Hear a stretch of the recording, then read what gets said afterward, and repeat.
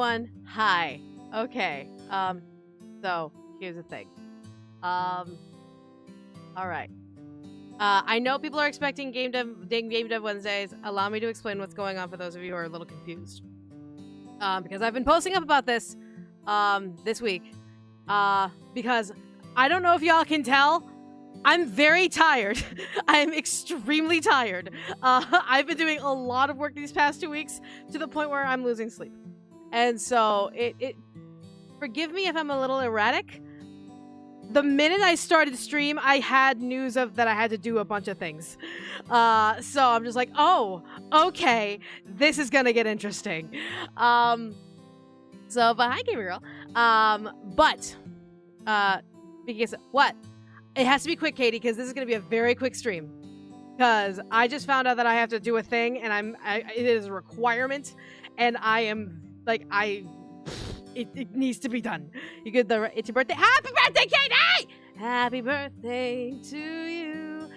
Happy birthday to you. Happy birthday, dear Katie. Happy birthday to you. Happy birthday, Katie. Love, Diana. All right. Anyways, so love it, Katie. So allow me to make. Oh my God. Also, allow me to first enlighten everyone what's going on, what's been happening, why I'm a little crazy, and basically what's happening and what's going to be happening in the next 12 hours. So first and foremost, I have been invited. Thanks by a wonderful, wonderful friend. Basically, I've been asked to join a 1-hour robot session at Anime Matsuri. Not Anime, Hentai Matsuri. For those of you who don't know, I work in NSFW land. I'm not necessarily a lewd tuber. I don't make my money, like, being lewd on the internet, but I make my money writing lewd stuff on the internet. And my voicing lewd stuff is on another, like, account. But I am not a lewd tuber, but I write for lewd stuff. I write for Project Melody and Neverteen World, and I write for Couple Ducks Voices, which does include NSFW ASMR. I have multiple clients in NSFW ASMR. I also directed a bunch of hentai, so I have a background in hentai. So that's not a secret. Sorry if that surprises literally anyone. But I've been asked to be part of Hentai Matsuri for an hour on June 14th. I'll be on the floor in a robot. So if you want to talk to me and find me, make sure you get your tickets for Hentai Matsuri. It'll be in San Diego. And yeah, so I'll be there from 12 to 1 PST. All right, that's announcement number 1. Number 2, tonight at 7 o'clock. At 7 o'clock CST, so in like 4 hours from now, I will be in the Magic Wave ASMR studio recording with Roy Kiato live a safe for work but spicy ASMR roleplay based around yoga. Because as much as we would love to do more gym stuff, with women on YouTube doesn't like women. So they think that women grunting in any regard is pleasurable. So we're going to avoid that and let Magic Wave take care of us. And Magic Wave has graciously decided to take care of us by letting us do a yoga script for Magic Wave's productions. So we will be in the Magic Wave Discord doing the live recording for our ASMR together. So yeah, there's that. At 7 o'clock tonight. And you must be 18 plus in order to join, so yeah. Lastly, I'm sure you're wondering what the fuck's going on. Tonight.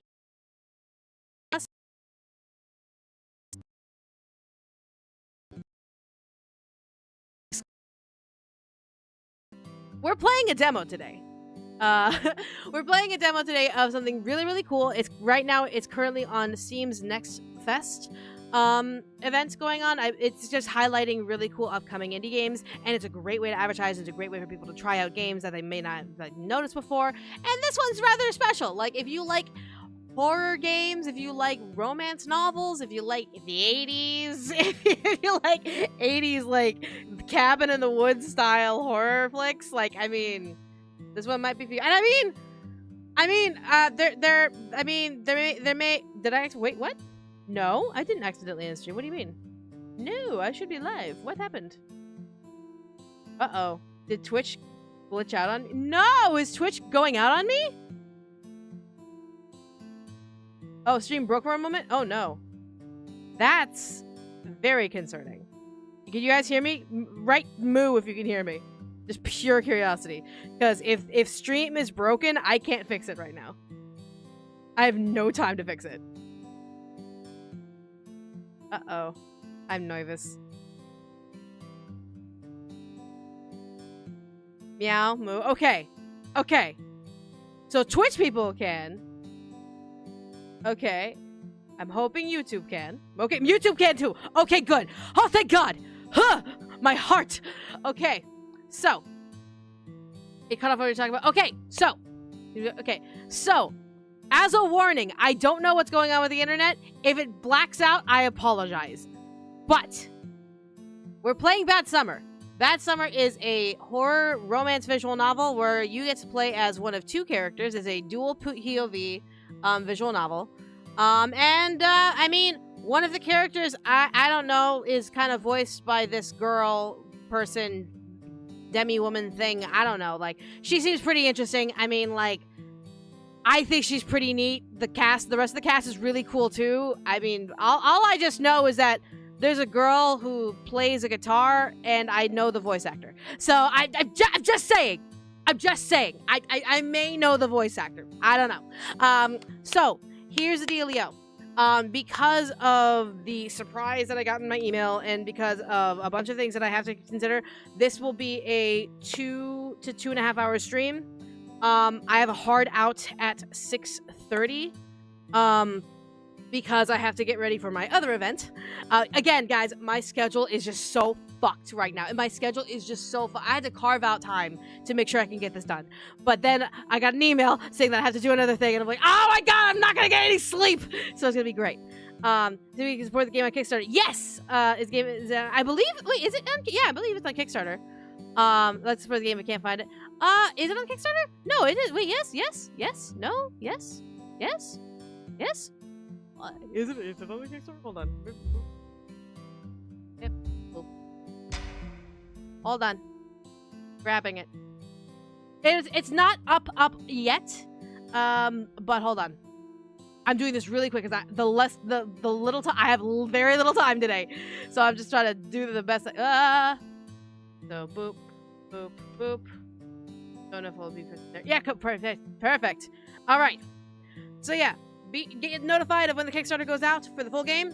But yeah, this is the extended demo for the Steam Next Fest. Yeah, my schedule is packed as on fire again. But I will try and get through this as much as possible. If I do not finish this demo by the time my hardline hits, consider playing the demo yourself. I mean, come on. Like, the point of this is to show off the demo, but it's no fun just having me play it and all that stuff. You should play it too. You should experience, like, the horror that's involved. This voice actor, does their last name rhyme with pause by nature? I don't know, man. I don't know. All I know is that the voice actor for, like, a certain girl in a blue dress and, like, a guitar, I mean, they seem cool. They seem a little crazy, in my opinion, but, I mean, you know, to each their own. So, again, I have a hard out at 6:30. I'm gonna try to get through as much of the demo as possible. If I don't finish it, please consider just getting the... Even if I do finish it, get the demo. Play the demo. Have fun with it. There are multiple love interests. There's different ways to play it from what I hear. So, consider just trying it. Just saying. You don't have to just go through me. You can just be like, fuck this bitch. I'm gonna go play the demo myself. And then do it. Do it! Alright, there you go. Alright, so... Let's go ahead and start a new game. I have no idea what I'm doing. Be aware that if there are any... Because all I did was do voice acting for this game. I'm going to reveal it. I did voice acting for this game. All I've done is just given lines and not understand, like, exactly the entire context of what's happening. But just know that my brain is shut down. So if there's any mini games, if there's any QuickTime events, if there's anything that requires at least 3 brain cells... Expect me to fail. Expect me to fail horrendously and get so many game overs, it's not even funny. So, yeah, keep that in mind. All right, we're going to start a new game now. Click. Ooh. All right, here we go. Ooh, love the logo. Love it. All right.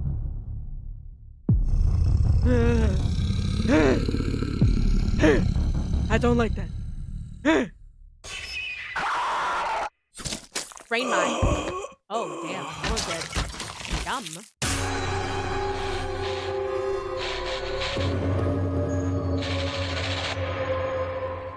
Delicious. Ah!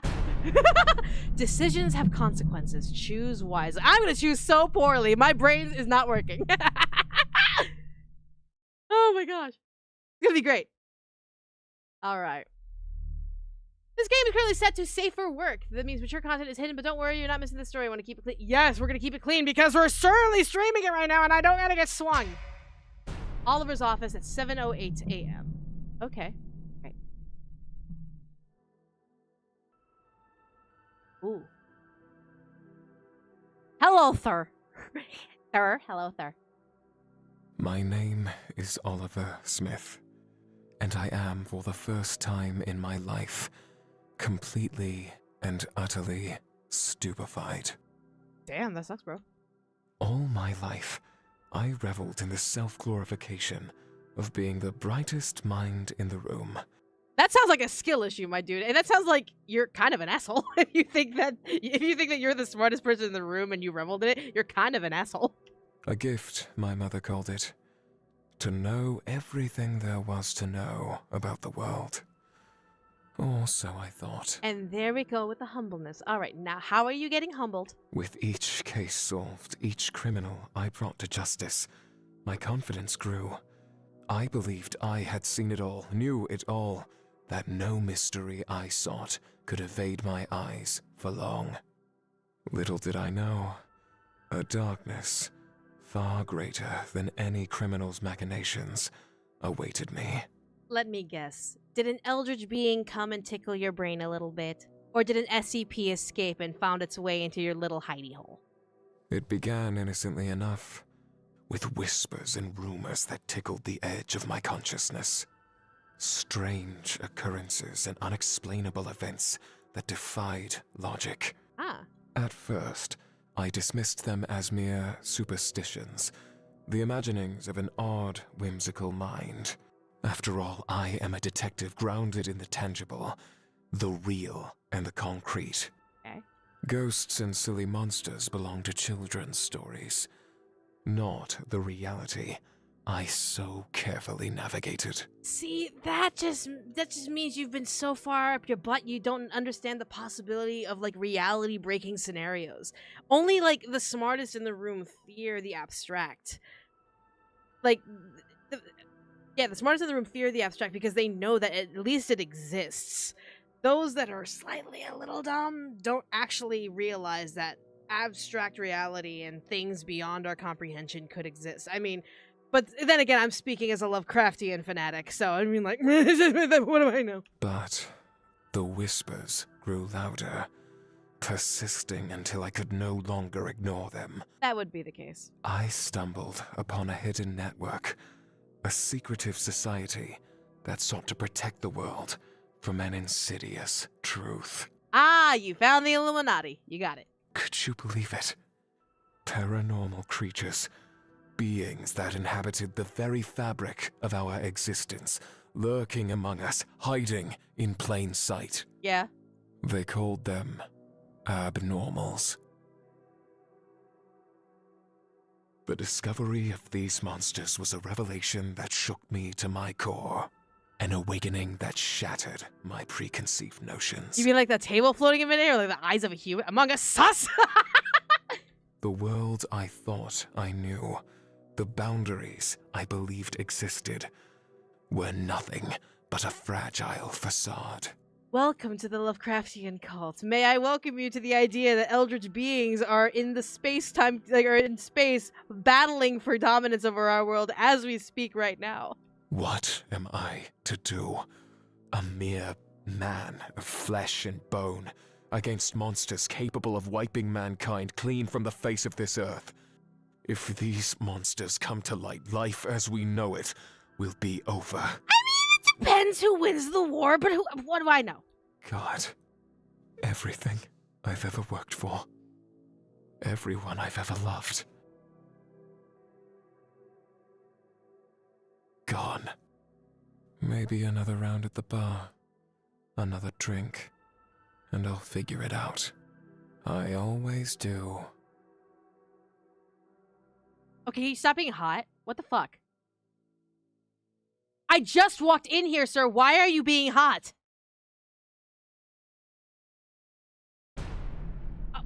Okay. What? Huh? Okay, sure. Fantastic. 9:30. So you went to the bar at okay, then you came back. Okay. Okay. Another murder. Another family left with no answers. Another case gone cold. A chilling addition to my department's ever-growing failures. New Empress was worse than I thought. The city had become a haunting symphony of sirens and death. I thought I could fix things. Cleanse the red stains that blackened the streets. The fool I was to believe it would be all so simple. All pipe dreams and deluded fantasies. I wasn't ready to throw in the towel. The hard reality of existing in this war zone hadn't destroyed my righteous crusade yet. Soon, perhaps. Not yet.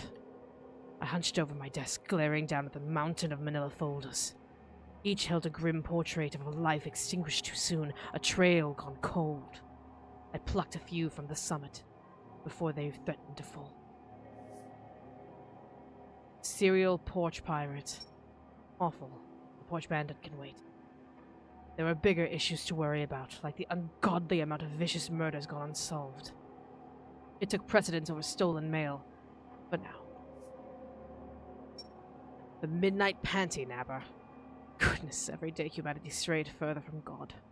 I slipped the case file back into the pile. Not today. Hopefully not ever. The Camp Bear Ridge Ripper. The name alone sent a shiver up my spine. My gloomy office seemed a tad bit darker. A bitter breeze disturbed the grimy blackout curtains. Every twitch sent a miniature dust storm into stagnant air, mirroring the anxiety churning in my gut. This case is in particular. Something wasn't right about it. I mean... Take a look at this real quick. ISWA case file 2001-05 MD 112 alias the Camp Bear Ridge Ripper. Victim Jane Doe, age between 30 and 40. Date reported 2001, May 29th. Reported at 6:45 a.m. in Carson Park in the public restroom. The reporting officer on duty was Deborah Johnson. On May 29th, approximately 6:45 a.m., Officer Deborah responded to a call regarding a suspicious odor emitting from the men's restroom in Carson Park, a small town of Dogskill, a mile outside Bear Ridge Mountains. Upon investigation, the responding officer discovered the victim. The victim, an unidentified female, presumably within her 30s or 40s due to dental records, laid scattered across the restroom floor. The body had been meticulously dismembered with a sharp object. Object unknown. Ooh. Alright. Okay. And this was what we could find of her? Okay. Is this like a... This is a photograph... Like, but she said she was dismembered. Huh. Huh. Thing. Was her body, like, in here? Like, what's going on there? 3 victims dead, all cut into pieces, butchered. A meticulous, heinous act. Ruthless. The suspect, who had no prior arrests, a squeaky clean criminal record before this whole mess started, was rotting away in a jail cell. Great news, right? The officers leading the case earned a nice promotion. My department even threw a little celebration. Spirits were high, getting a murderer like that off the streets was relief to everyone. Until last night. Another body carved into pieces in the same brutal, horrifying fashion. Either some fool decided to continue the Bear Ridge Ripper's legacy, or there's someone innocent locked away in the Ripper's place. That I cannot abide. Oh! A blur of fur emerged under my feet. Hello, kitty. Hello! A long-haired calico. Eyes narrowed with mischief, launched itself onto my clutches, knocking over my lukewarm coffee in the process. I gasped quickly, turning the mug upright and setting the case files aside, narrowly avoiding staining the precious evidence. Spilled coffee pooled beneath the keyboard. First day on the job and I was already making a mess of government property. I reached for some tissues, carefully cleaning my ruined desk. My gaze snapped to the destructive cat. The little nuisance came out of seemingly nowhere. Oh, we're gonna pet the cat. We don't shoot cats. We pet them. My gaze softened. The destructive furball was cute. Too cute for its own good. I gave into it the urge to pet at the top of its tiny head. My fingers glided through the soft hair. It responded with a soft, rumbling purr. The cat had no collar, no tags. Where did you come from, little? How did you find your way into a police station at this time of night? That's no easy feat. I'm impressed. And you could say that they're a cat burglar. Ah! Perhaps I should give the troublemaker a name. Oh. Oh, hello. What are we gonna name you, sweetheart? We're gonna name you... Anyone else know the female shape of the glowing red eye? What are we naming the pretty baby? What are we naming the pretty baby? You're a pretty baby. Well, is it a boy or is it a girl? Well, hold on. Is it a boy or is it a girl? Hold on, wait. We could go non-binary. We could just go non-binary. Biscuit. Oh, I'm making little biscuit. I like biscuit. Let's go biscuit. Let's go biscuit. I like biscuit. Yeah, let's go biscuit. You make biscuits. You are now working at the biscuit factory. Biscuit. How cute. I gave the furball a few more pets. Then gently guided the little guy off my desk. I had no time for distractions, no time to entertain the cat's mischievous antics. I had a job to do, and I'll be damned if I let anything get in the way of what must be done. Attention all personnel. This is an emergency announcement. Is it? This is not a test. I repeat, this is not a test. A highly dangerous abnormal has breached the facility. Remain calm and follow these instructions carefully. Shit. Great. Do not close office doors. This will upset the abnormal. I'm just gonna sit here and just not do anything. Let it do what it needs to do. If it comes to me, and I'll figure it out. Do not try to escape. Do not try to respond to or acknowledge anyone outside of your office, including co-workers, staff, and family members, no matter how normal they appear. Cool. I shall do so. Do not make eye contact with the abnormal. Do not approach. If you are being watched, proceed with work as normal. Great. Do not look out the windows. Oh, so, okay, so Lynetta's in town. Okay, great. Should someone go missing in your immediate vicinity, do not search for them. They are gone. Well, damn, alright. You basically say, fuck them. If you feel like you're no longer in control of your body, do not panic. This is normal, and should only last a few seconds. This should not impede your duties. Wait, so if I'm, like, having a seizure, like, what? Stay in well-lit areas. In case of a power outage, brace yourselves for broken bones and or missing organs. The abnormal collects eyeballs in particular. Why are you so descriptive of what the hell the thing can do? Failure to follow proper protocols may result in employment termination, a fine, and sudden death. In that order. Okay. Should death occur, the fine will be transferred to your next of kin. If no next of kin is available, we'll forward the fine to the person who sighed the loudest upon learning of your demise. Okay. Thank you. Great. Quite the chilling announcements on my first day on the job. I rifled through my desk drawer. Buried under a pile of crumpled papers was an ISWA instructional disc. Okay. It was old, but scratched and worn with age. A mandatory watch according to the chief. You're fucked no matter what. Like, basically, you're fucked no matter what! It was a tedious chore, and for a moment I considered skipping the affair entirely. What the boss didn't know wouldn't hurt him. No, I shook the dangerous train of thought from my head. There were protocols for a reason, no matter how inconvenient and boring they may be. I wiped the thick sheet of dust from the CD's surface, carefully cleansed it with a cloth, and slipped it into the computer's optical drive. Welcome, officer. Hello. If you're watching this tape, that means the international security of the weird and abnormal has accepted you into our ranks. Indeed. Why is your tie matching your shirt? Congratulations. Thank you.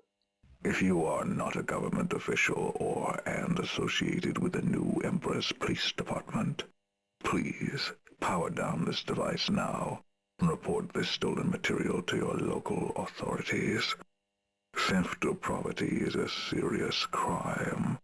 If determined guilty, whoever smashed you off of your swing and yelled Holmesin on your will see me. I can read this, goddammit. I can read this, goddammit. Eyes focus! I can read this, goddammit! You was the something straight to hell. Like something I can't read that. Damn it. Fuck! Okay. Violators may be subject to fines or possible jail time if you do not comply. This is not a test. I would hope not. Are you authorized to view this content? Yes. Good. Your word is your bond, detective. Your oath of honor is everything.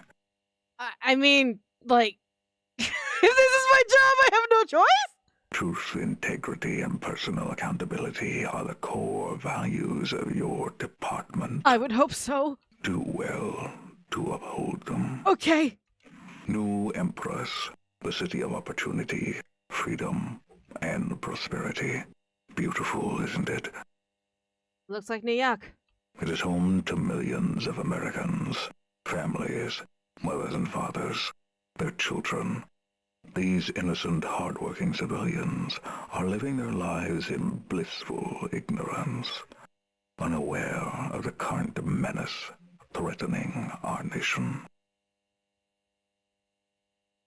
The abnormals, New right? Empress City is under attack by unknown entities. Are the eldritch beings attacking and waging their war on the surface? Abominations lurking in the shadows, waiting and plotting to consume our home.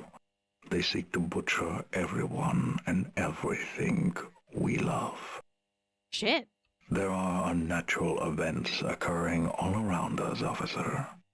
It is happening as I speak. Terrible things. Yeah. Innocents are dying. Every day. Your life is in danger. Comes with a job. Your family is in danger. Do I even have a family? Only the New Empress Police Department can stop it.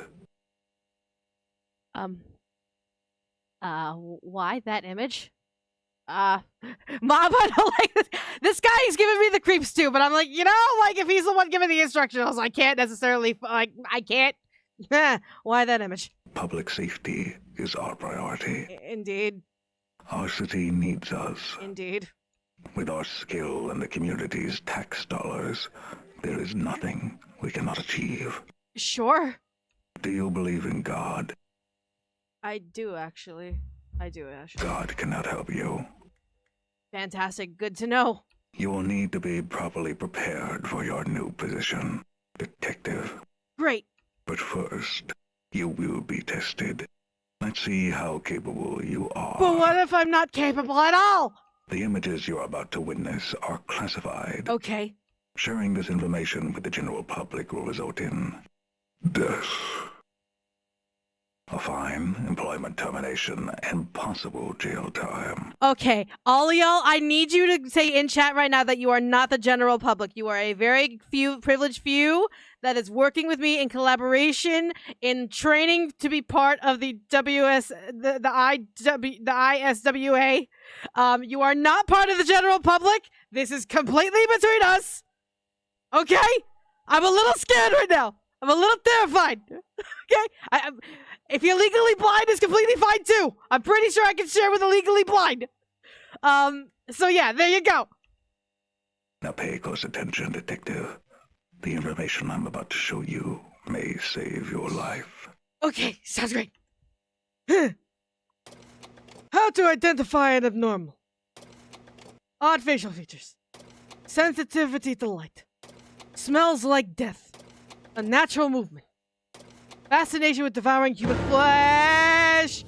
It will start with your intestines first. Your soul is forfeit. Okay, great. Let's put what you've learned to the test, shall we? I literally just saw one thing and then they told me it was gonna eat my intestines, man. Choose wisely, detective. Okay. Detect the abnormality, okay, hold on. It seems like this one because the eyes, but they could also be both. Yep. No one's eyes are that ridiculously wide. Yep. Mouth is absolutely not. Oh, I messed up. Wait, did I mess up? Oh, dang, I failed. Failure? Was this just rigged or am I awful at it? I'm probably awful at it. Answer the phone, help caller survive, explore the desk, don't die? Okay. What? New Empress Police Department. I'm terrible at this. Nothing. You have been labeled as a potential blank of an entity of an origin. The entry is dangerous, unpredictable, but capable of blank and blank. Do not engage. Remain calm and avoid drawing attention to yourself. Any interaction with the entity will have dire consequences. Monitor your surroundings closely. If you suspect the entity's presence, seek immediate shelter. Remember, your safety is paramount. Who is this? My biggest regret. A terrible failure. What do you mean, a terrible failure? Hello? It's ringing. Time to get to work. Okay. Hello? Hey, this Jerry's Pizzeria? I could really use a pie right now, dude. What? Listen, all bullshit aside, the munchies are really hitting me, bro. Hey, listen, you ever wonder if water is really wet, man? What? No, you wanker. I'm not getting into this pointless debate with you. Who are you, anyway? How did you get this number? Dude, just take my order and send the pizza over. That'll be totally radical of you, you know? What are you, a turtle living in a sewer? Is your father a rat? Get off my line, you bloody idiot. Dude, my pops isn't a rat. Wait, hold up. How did you know he lives in the sewers? I'm hanging up now. This job might be the death of me. Makes me nervous. I hate this. I hate being in this situation. Hello? 911. Please. Mom, are you alright? There's something in my house. Okay. Well, Something? Can you be more specific, Mom? It's not human. And abnormal. Great. Okay. This isn't a prank, is it? No! Please! I can't look away. Can you describe what you see? Mom, are you there? I don't like that you're not talking, ma'am.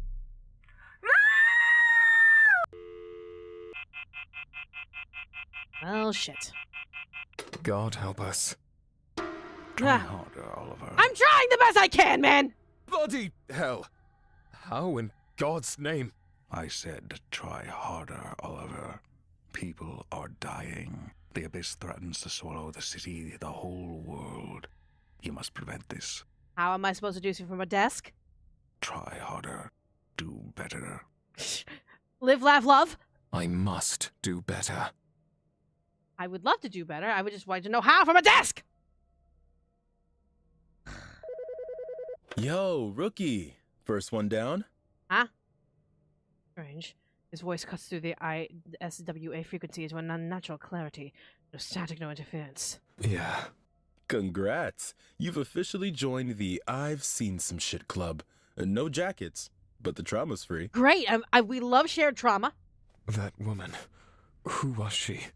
Can't we do something? Sure. We can hand out tissues and build a statue in her honor. Look, I get it. First one hits like a truck, but grieving? No, not in your job description. To hell with my job description. A woman is dead. You expect me to put on a smile and pretend it never happened? And more will die if you keep unraveling like a cheap sweater. Take a breath. Tonight, we're partners. Your job? Keep the civilians breathing. You're their lifeline, their guide, their last hope. I'm a god, I can help. I mean, I am, and I just stick my fingers in and be like, Oliver, I've got you right here. And what exactly is your job, partner? Me? I slay the monsters, scrub the blood off the walls, and make sure the neighbors don't start asking questions. Also, I do it in black. It's stylish. You mess up, it's my ass too. So don't. I'ma try. Okay, great. Hello? Rookie? Thank God. I need you. You just called me. You need me? Unfortunately, yes. Go ahead, gloat. I'll wait. You literally just called me. What's the emergency? I had a run-in with the Clog Father. The Clog Father? A big, ugly sewer monster with a fetish for ambushing people mid-bathroom break. Real sweetheart. Pops out when you least expect it. Ew. Usually when your pants are down. Ew. Ugh, that's absolutely vile. Thing came at me like I wasn't the main character. We fought. I won, obviously. I'm glad you did. Look, long story short, my apartment is a pile of rubble. I'm technically homeless, which is very on brand for me. Okay. All of this happened just now? It's only been a minute or so since I hung up the phone with you. Things went sideways fast, okay? I'm stuck in the city's digestive system with no exit in sight. You're my only hope, Rookie. Be a dear and guide me out before I start naming the rats. I mean, if you're homeless, if you live underground, you could easily just you're in the veins of the city. It would make things a lot easier for travel purposes. I'm just saying. Fine, give me a moment. I'm tracking your location. I'll pull up a map for proper navigation. Right. Can you describe your surroundings for me? Pipes, twists, shitty water. I'm in a long, dark tunnel, dookie water running through the middle. Great, you're in Greywater. There's a dark hole to my left, a few feet wide. Looks like a pit. A deep one. And to my right, there's a gate. You're here. That's where you are. Yep. So, if you're here... Fuck, hold on. I can't remember how the frickin' history... Okay, so he said on the left... He's facing this way. He's looking to the left. That's the hole. Gate is to the right. He can go to... Yeah, basically going to... There's treasure there, but it's better to go safe route. So go safe. Go right. Understood. Shit! The gate's rusted shut, and the lock looks ancient. There's no way through. If the lock looks ancient, just break it. It won't open? Need some guidance here, new guy. Okay.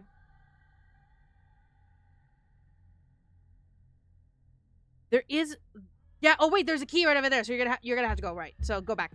Backtrack the way you came. You should see a faint light coming from a side door on your right. Understood. Advancing now. Oh, I found something. A key. Should I try it on the gate? Yeah. Yes. The key worked, but it activated some kind of mechanism. What did it activate? Oh, shit. The ceiling collapsed. Got hit with rubble. Damn it. That got me pretty good. You alright? I'm alright. It takes more than some rocks to kill me. When I find out who laced this sewer with traps, though, I'm... The only thing that matters is survival, not vengeance. Focus. You're right, new guy. Survival. That's all that matters. Damn it to hell. I've reached the end of the hall, but there's another pit. And this one is a lot more spiky than the last. So, hold on. Fucking hell. Because you were on the right side between the pit and the gate. Then you went... Wait, hold on. How did you get the key? How did you... What? Where are you? You must press on. Do you see any possible way forward? See some decent handholds. Shimmy's doable. Or I could jump. Oh, X was his starting point? Okay. So, okay. So now he's on the right. Okay, cool. All right. No, you definitely shimmy across. Don't be stupid. The pipes are old and rotting. I do not trust them. Shimmy across. Better safe than sorry. Got it. Moving now. Speak to me. Are you all right? Define all right. I'm currently horizontal above a death pit, balancing like a circus act. Better than you jumping and accidentally landing and getting impaled. 30 feet down, rusty spikes, blood stains, a warm welcome from the afterlife. But hey, at least the lighting's dramatic. The great cleaner and famed abnormal hunter is afraid of heights? Don't judge. It's not fear. It's simply a healthy respect for gravity and the pointy things waiting below. I hate shish kebabs. I mean, fair point. Not judging, I'm merely observing a contradiction. Oh, you wound me, Ollie. Truly. Right in the part of me that still believes in us. Hello? What's happening? Are you all right? False alarm. Just a dramatic pause to keep things interesting. Gotta keep my audience engaged, yeah? What audience? Me? Admitted. You thought I fell into the abyss and died heroically, didn't you? Oh, I'm so writing gay yaoi ships about you two. I swear to God. Don't be ridiculous. It's my job to keep you alive. Nothing more. May the gay yaoi commence between the two of them. Happy Pride Month. Uh-huh. Keep telling yourself that, desk jockey. I'll try not to fall. Unless you ask nicely. All right. No longer feeling like I'm going in circles. Found a big room, symmetrical. Arched doorways, lots of pipes, steam, and funny-looking buttons. Tall ceiling. You've reached the sewer's central maintenance tunnels. There should be an opening in a center where waste and debris is collected. I see the deep pit of sewage water, yeah? Looks like all the tunnels connect here.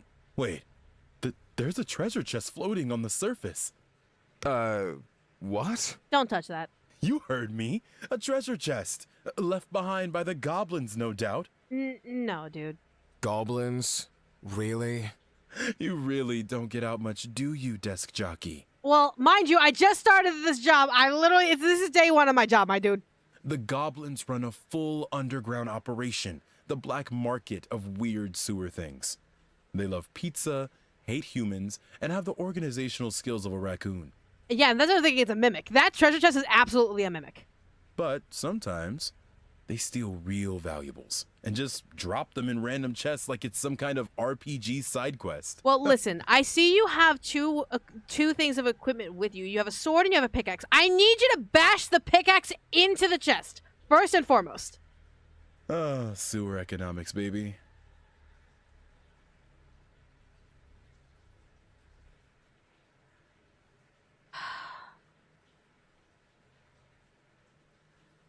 You started this job because you would learn that there is more than just what you think is going on out there. So, Fine, I'll play along. Let's say, hypothetically, there is a treasure chest in front of you. A goblin treasure chest, mind you, filled with ill-gotten goods. How on earth would that help you right now? Oh, might be something good in there. Goblin gold, Oliver. Goblin magic. or a mimic that could literally eat your face. You're not thinking this through. You're injured, disoriented, and now you want to wade through toxic waste in search of goblin gold?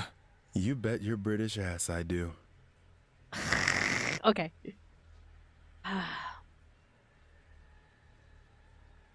Listen, it's probably also an abnormal.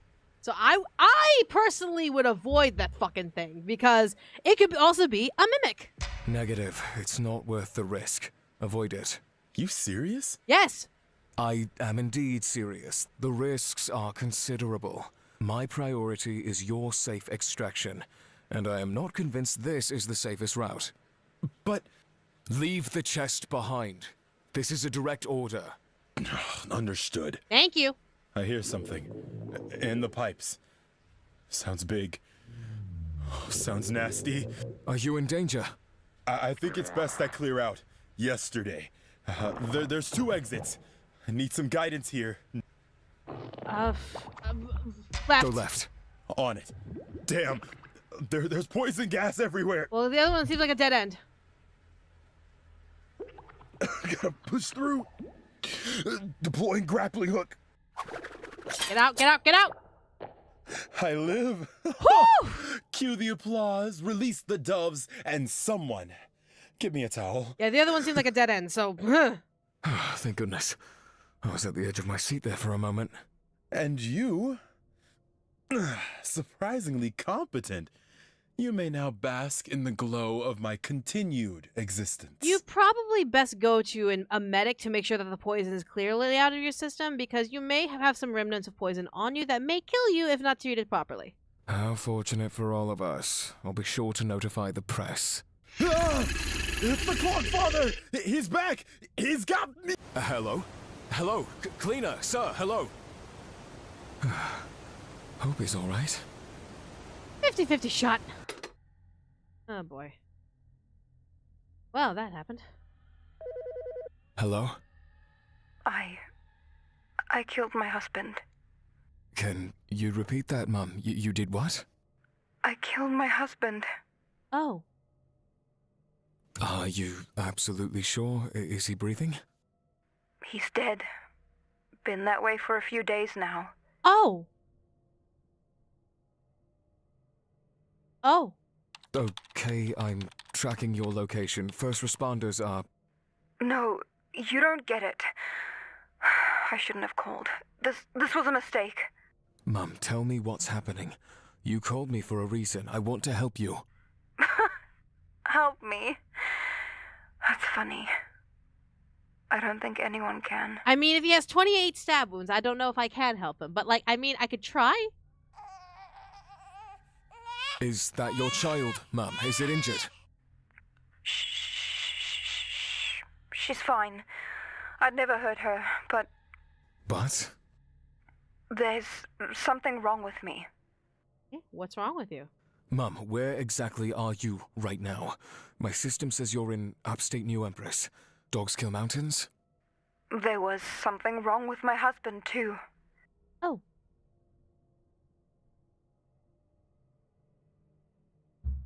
This was a mistake. Wait, don't hang up. Let us start over. I'm Oliver. What is your name? Emily. Hello, Emily. Okay, Emily. You said something was wrong with you. Could you clarify? I have this craving for blood. Human blood. You're becoming abnormal. Okay. When did this start? A few days ago. After Robert, he bit me. I fought him off, but not before he infected me with something.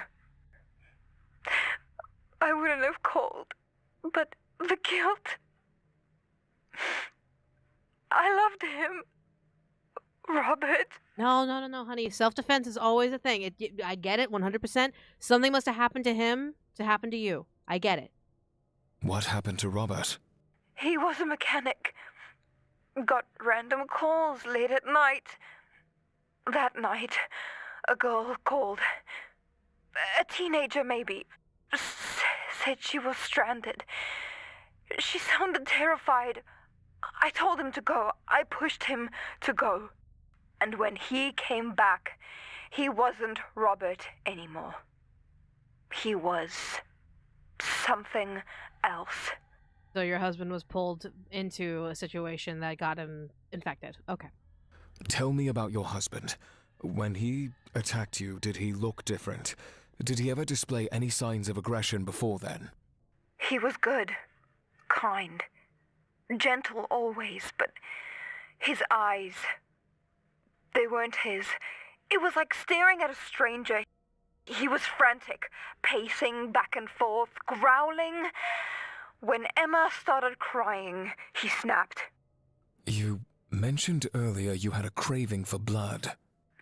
I can't keep anything down. Not water, not food, just blood. That's crazy, right? I must be insane. Whatever infected you is turning you into something abnormal is completely fine as long as we get to you and help you kind of traverse this safely. So that way your child does not get in danger too. You're not crazy. I tried. God, I tried to ignore it, but it feels like I'm slowly dying of thirst. My body is withering. How have you survived this long without blood? The clinic. I've been taking blood. A few bags here and there so no one will notice. I know it's wrong, but I haven't hurt anyone. I would never hurt anyone. I swear it. And I completely understand and I completely trust you of that judgment because you haven't harmed your child, which would be the case if you did want to hurt someone. Except Robert. Oliver, don't start. Except Robert. Oliver, don't start. I don't know what to do. Please help me. Can you give me a cure? Make me normal again. Emily, you're abnormal. There is no cure for that. Or you could just say, allow us to look you over, and so that way we can at least get the child to safety? Please. Just please tell me what to do.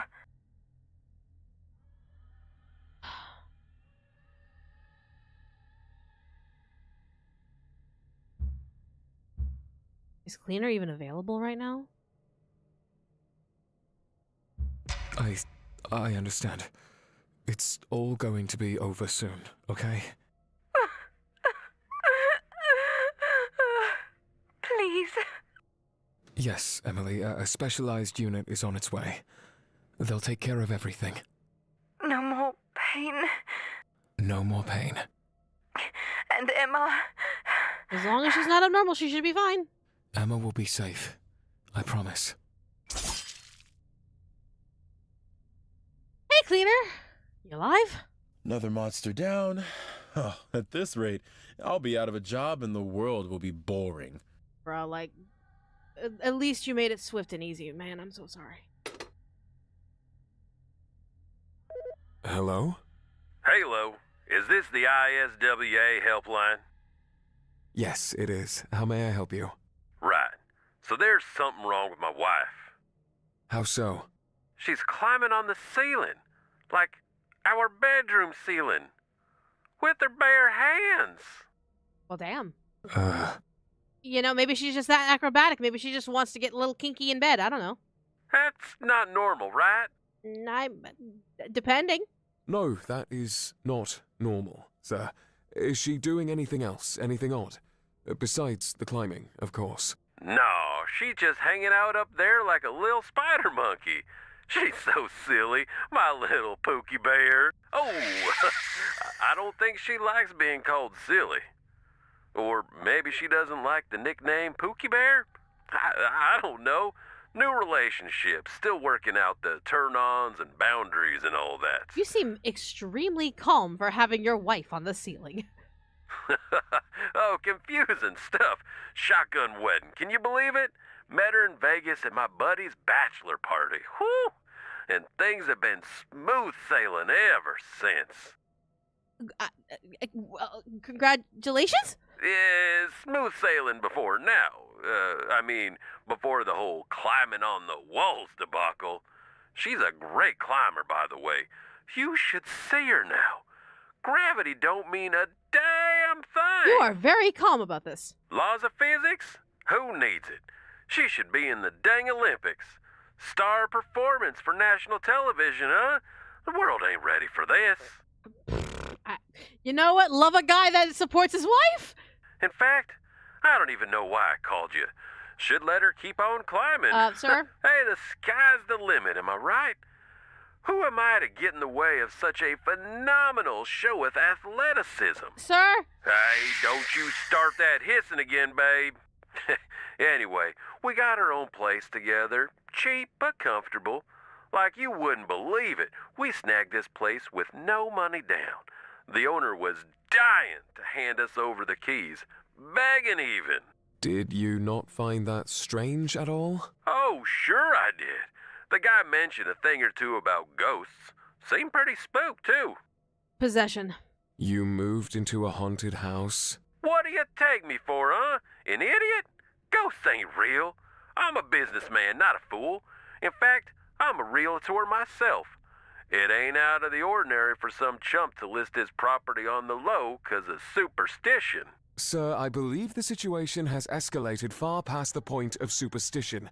Your wife is climbing the walls and hissing like an animal. I'm sobbing. At least he loves his wife. You know what? Supportive husband. Let's go. How do you know it's a ghost thing? Might be rabies. If it's rabies, she'd still be on the floor. Was she bitten by a wild animal? My Pookie bitten? No, never. Well, she got a little nip from our pet hamster the other day. Gotta be rabies. Should I take her to the hospital? Call an ambulance? No, it's not rabies. And sending an ambulance will only make things worse. Sir, I do not believe rabies is the culprit. A doctor cannot help you. Do you have any salt? Salt? Yeah, I do. Why? Put yourself in a circle of salt. Go get some. And before you go on another ridiculous tangent, you need to trust me, all right? Focus. But... I'm afraid your Pookie is possessed. Possessed? Tickle my ass crack and call me shitty. Are you kidding me right now? What? I would never do that. What the fuck? Listen, you imbecile. Do you want to save your Pookie or not? Yeah, of course. Anything for my Pookie. You're the expert here. Draw a circle of salt, sit in the middle of it. But if anything goes wrong, and this turns out to be a load of baloney, I'm gonna sue your department so hard you'll be homeless, living on the corner of Fifth Avenue, giving blowjobs for $1. Mm-hmm. Okay, first of all, blowjobs for $1? That's undercutting every single respectable sex worker out there, okay? Don't fucking start. A blowjob is at least $10. Second of all, motherfucker, just listen! My lawyers are gonna be so far up your hoity-toity ass, you won't be able to take a shit without me knowing. Whoa, hey. Enough with the hissing, woman. Jesus, the nice fella here on the phone is trying to help you. Come on. Where the hell is it? I don't deal with this kitchen stuff. That's mostly my Pookie's job, you see. Bingo! I got it! Sprinkle a circle of salt around the bedroom. This will contain the entity for your safety. You gotta be kidding me. Just do it! Be thorough. A single hole or break in the circle will ruin everything. Do not interact with or disturb your Pookie's wall climbing in the process. Let her do her thing. She will not harm you. Probably. Pookie, right? Pookie. He's like, what the fuck? Probably? Did you just say probably? The fact of the matter is she hasn't done anything thus far, and thus we can only assume that she doesn't want to hurt you, so make the damn circle. Focus only on the salt. Make the best possible circle you can. Okay. You better be right about this. Remember, blowjobs for $1. $10, motherfucker. $10! Do not desecrate the sex work like that. Sir, is that a salt shaker? Yep, sure is. Oh, my lord. It would be much more efficient if you removed the cap. Listen, pal. I ain't no nincompoop. I know how to handle salt. Ain't rocket science. Oh, my god. And almost done. Oh, how big should I make this here circle? Big enough to surround her, sir. Well, I think that's good enough. It better be good enough. Stand by, helpers on the way. For future reference, I'd suggest you move out as soon as possible. Preferably to a home with no prior history of hauntings. Have a pleasant night, sir. All right. Another monster bites the dust. Great. Not bad, rookie. Almost like you know what you're doing. I mean, I use my brain cells as much as I can. Ugh. Great. Do I have a message? Hello? Hi. There was silence on the other end of the line, but I felt a presence. Someone was there. I could sense it. Hello, how can I help you? Okay.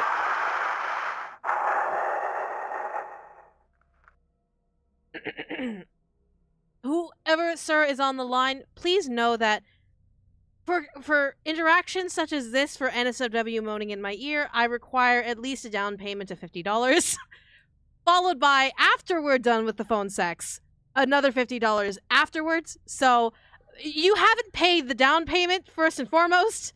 So I unfortunately must refuse the advance of this phone sex interaction. Thank you. Have a good day. I'm watching you. That's another $100 charge. You don't get to watch for free. I froze, my grip on the handset tightening. The voice was ominous, unsettling, but I was not one to be intimidated. I would not be bullied in my own office by some prudish prank caller. Nope. Make not be saved. Not my job. Not my job. Hello? Hello, is this the ISWA? Maybe. How can I help you? It's not me that needs your help. It's my son. I think he lost his marbles, if you know what I mean. Ma'am, don't worry about it. We'll get into the bottom of this. Oh, my God. Guys, I am a 32-year-old adult who works in adult entertainment. I know a lot of things. Lost his marbles, how? He's been drawing all these odd pictures and hanging them on the wall, frenzied scribbling. Okay, does any of them say red rum? If any of them says red rum, you gotta get out of there as quick as possible. Horrible, ugly pictures. Everyone's concerned. He's batshit crazy. We've tried counseling, medication. Nothing works. He's tearing this family apart, Lisa. You're tearing the family apart, Lisa! Give me that! Listen, you're the ISWA, right? You guys are experts with strange, weird shit? Well, I need help, okay? I need it now! Okay, calm down. I'll do what I can. Tell me what's wrong and we'll try and get to the bottom of it. Someone, something has been watching me, stalking me. Something? Can you describe what it looks like? It looks like a man, but it's not. It's not. It's not even human. No face, just a blank void where its face should be. Okay. And its limbs, they're way too long, like freakishly long. So Slenderman. It's wearing a suit, a really nice one, but it's so wrong. Slenderman. It's so wrong. The abnormal... Abnormal? Is that what it's called? Listen closely. Is this faceless man in a suit doing anything? Is it threatening you? No, not really. It just stands there, watching. Always watching. No matter where I turn, it's there. So Slenderman. you got the Slenderman on you. Okay. I don't know what the fuck it wants. I'm really scared. My family doesn't understand me. No one understands. No one else can see it. No, just me. You think I'm crazy, right? I might be losing my mind. No, if it's targeting you, then it's probably making sure no one else could see it. Mom's right. I'm losing it. No. Try and stay calm. Do you see it now? Yes, it's standing there by the tree line, outside my house. We're surrounded by wood. It tries to camouflage itself with the tree sometimes. It's freaky the way this thing's limbs can stretch, like it's limitless. It's just standing there, menacingly! Okay, if you have curtains, close them. I need you to think back to the first time you witnessed it. Did anything out of the ordinary happen that day? Anything strange at all? I don't know. It was just normal Saturday. I was off work, on my computer cleaning my email. A couple minutes later, it was inside my room. I saw it in the corner of my eye. That's all? Nothing else? Nothing else. Did anything about those emails stand out to you? I mean, not really. Just a bunch of shitty spam mail. Yep. What did the spam mail say? The usual stupid crap. One of those annoying fake cursed chain letters like, if you don't forward this to 10 people, you'll die a horrible death. But that's all a bunch of baloney. Ridiculous. Ah! Holy shit! It's in my room! It's in my room! Help me! Okay. Send it. The chain letter, it's cursed.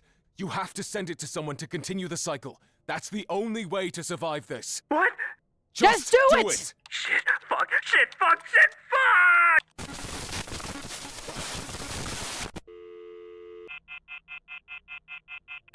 Another life stolen by the abyss, whisked away in an instant. Tragic end. This faceless abnormal is proved to be particularly difficult to contain. Because if I just let it just sit there and do nothing... Hold on.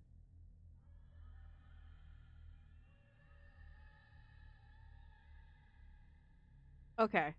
I'm going to assume... Yeah, fleeing wouldn't have helped either, because fleeing would do nothing, because you can catch up to you very quickly.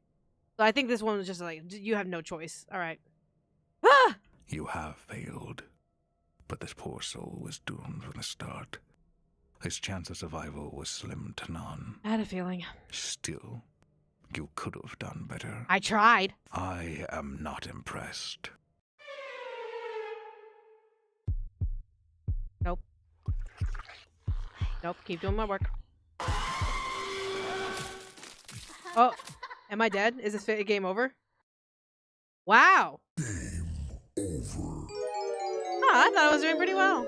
That sucks. That sucks. Hello?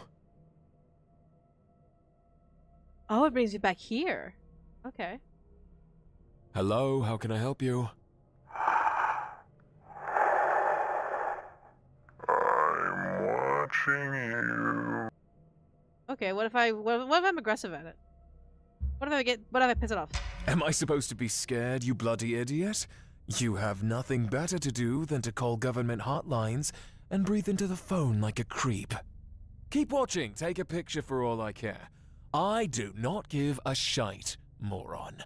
They cannot be saved. Grumpy, Oliver.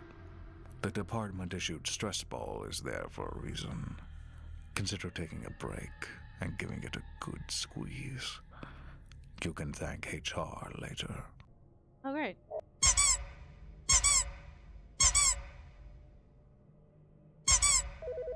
Hello?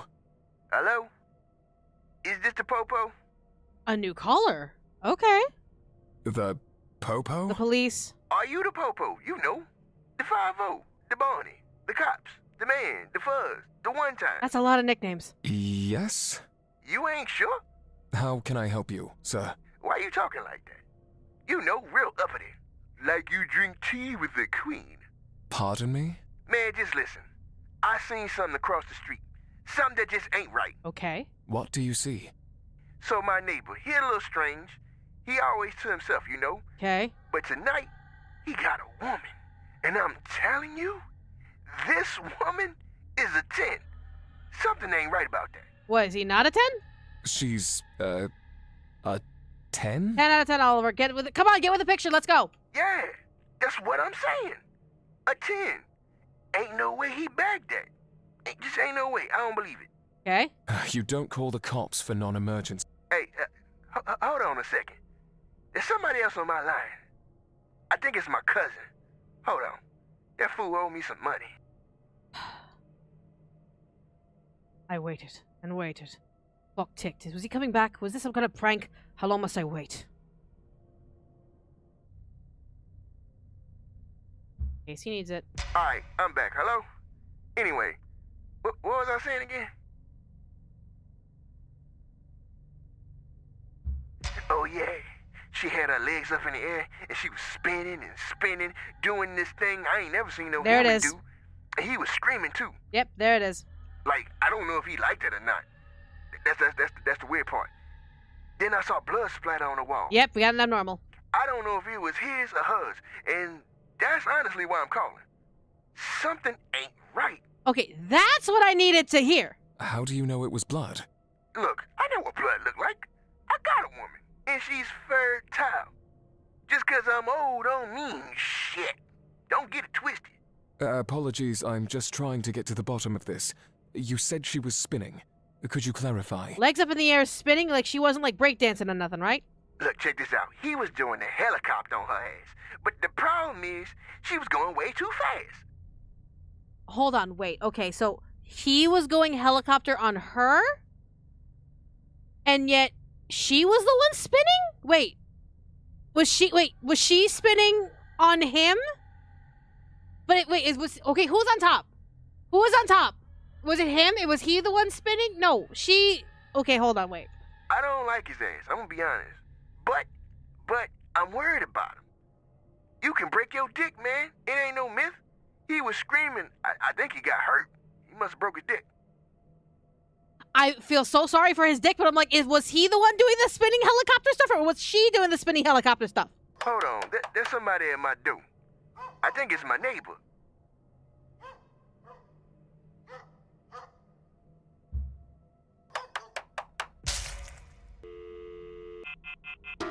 Fuck.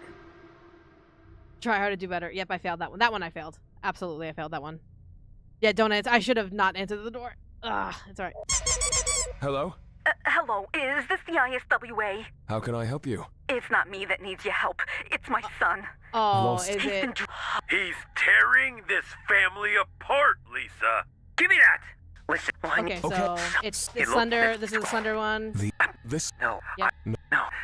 Yes. Okay. I That's all. nothing. I mean, What? you... Go. Is there another exit? A window, perhaps? Yes, Jump. Then go! Run! Do not let the abnormal near you! Do not let it corner you! I'm in my car. Good. Get as far away from it as possible. The car won't start. Oh God, I can see in my rear view. It's getting closer. Okay. Get in the car. Forget the car. You have to run. Shit. Okay, I'm going for it. Get out of there. Shit, fuck. And dead. Damn it. Another life stolen by the abyss. You have failed.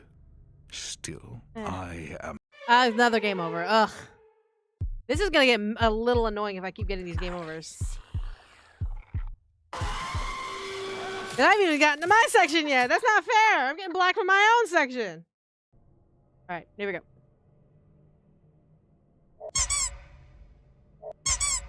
Hello? Hello? Is this the Pope? Okay, so this is this one. How? Man, What? but Alright. hey, Alright, so this is the helicopter one. Okay, so wait. Alright. Wait. oh, like, look, I don't. You must have broke. Hold on. Don't. Don't answer. Go hide and don't make a sound. Someone will come and take care of it.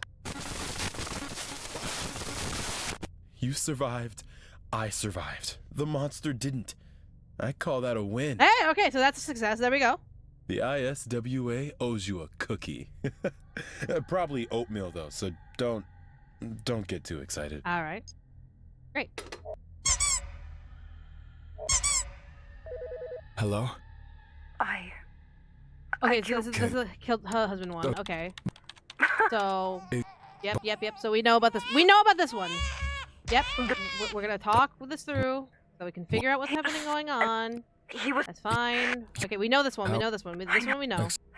Emily. Yep. Good. Another monster. Done. Okay, good.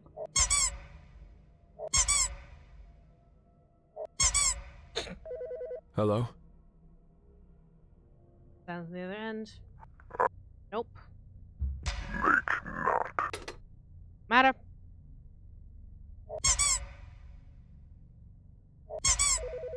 Hello? Halo, is this the ISW? So this is the guy who loves his wife. That's fine. Yep. We just gotta get some salt. How do you... Sir, Salt? go. Yep, get salt. Listen. All Yeah, good. but my... Whoa. Know this one. Do not Yep. it will Listen. Oh, big it. wait. All right. Done. Another monster bites the dust. Not bad, rookie. Almost like you know what you're doing. At least I try to think I know what I'm doing. Your shift is over, Oliver. Your performance was acceptable, I suppose. But I was expecting better. You have much to learn, much to experience. Yeah, old man. Okay, sure. Whatever. Out of my face. Finally, it's over. Nope, I'm just gonna keep working and not look it in the eye. I sigh heavily, slouching into my office chair. Thank goodness it was over. For now. With the phone calls over and done with, I turn my attention to other matters. The Burr Ridge Ripper case. My number one priority is finding the killer. Sleep could wait. Time was of the essence. The real work begins. Great. Is it finally time? Is it finally time?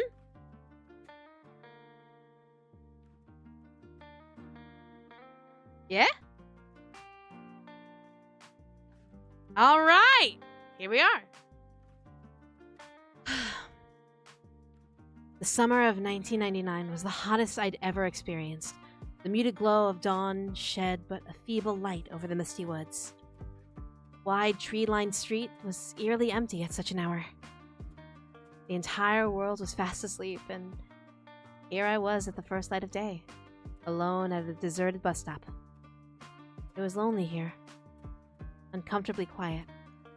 I couldn't shake this irrational feeling that some hungry predator was going to jump from the darkness and take a chunk out of me. Not like I could run far in a dress like this. A weak, flickering light overhead only added to my jitters. There was something about this neck of the woods that freaked me out. Part of me was itching to pack up and head home. Applying for this job was a stupid idea. I was out of my element, out of my comfort zone, and in over my head. My knowledge of the countryside and outdoor living was zero. Stupid me, trying to get away from my parents, and I threw myself into a worse situation, working at a summer camp in the middle of absolute nowhere. Bear Ridge Summer Camp. Your next adventure starts here. It seemed like a nice way to disconnect from the stress of the modern world and reconnect with nature. An escape from reality, from life at home. At least for a little while. Cool breeze blowing through my hair, my fingers strummed over my acoustic guitar. Just something to fill the silence. Anything to fill the silence. Oh, a cat in the wilds of Bear Ridge Mountains? At the bus stop of all places? What on earth is it doing here? A hint of mystery surrounded the four-legged creature. It looks like its name is Biscuit. Ah, we have reality connections. Okay. After some time of admiring the cat from a safe distance, I was feeling more than a little restless. What was taking the bus so long? Was it normal for it to run this late? Concerned, I rooted through my dress pocket for my cell phone and dialed my boss's number. I wasn't too far from camp. Maybe he could drive out and pick me up? He answered on the second ring, thankfully. What do you want? I paused, surprised by how irritable he sounded. He was a lot nicer during the interview. Hey, the bus is late, and I've been waiting here for close to an hour now. Why is the fact you're stranded my problem? Well, I was hoping you could, come pick me up, if it's not too much trouble. Being out by myself makes me really nervous. I'm not really used to the woods, and... Too damn bad. Did he just hang up on me? My stomach dropped to my toes. Wow. What a jerk. I shivered, the morning chill seeping through my dress. Another shiver racked my body, this one less from the cold and more from frustration. This sucked. Waiting for a bus that may never come, dealing with a boss who treated me like an afterthought. Was it worth it? All this for a minimum wage check and some time away from home. No, stay. Headlights pierced the mist. The large, weathered wheels of a bus squeaked along the bumpy road. Finally. The clunky glass guzzler had arrived. A one-way trip to the mountains of Bear Ridge. The bus squealed into a stop before me. The folding doors opened to the smiling face of the driver. An old bald man with missing a few teeth. Packing my guitar back in its case, I forced a smile, then hurried up the short set of stairs with my luggage.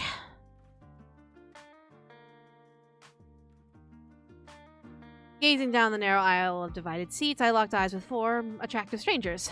All of them looked around my age. There was only one reason a group of teenagers would be huddled on a bus at such an ungodly hour, venturing deep into the remote wilderness of upstate New Empress. My coworkers. 2 boys and 2 girls embarking on this crazy, bumpy ride alongside me. That was oddly comforting, knowing I wouldn't suffer alone for the rest of the trip. The bus doors closed and the driver stepped on the gas. Turning back now. Who should I sit next to? Oh! Ooh! The rebel. Personality, passionate, rash, outgoing. Skills, art, decision-making. The lost soul, grumpy, sensitive, brooding. Strength, crawling. Ooh, that sounds very interesting. Intuitive, personality, spontaneous, fun, adaptable, lucky, indirect. The survivalist leader, nature-loving, strict, outdoors, expertise, and domineering. Ooh. Ooh. Who to pick? Ooh. They're all pretty! Fuck!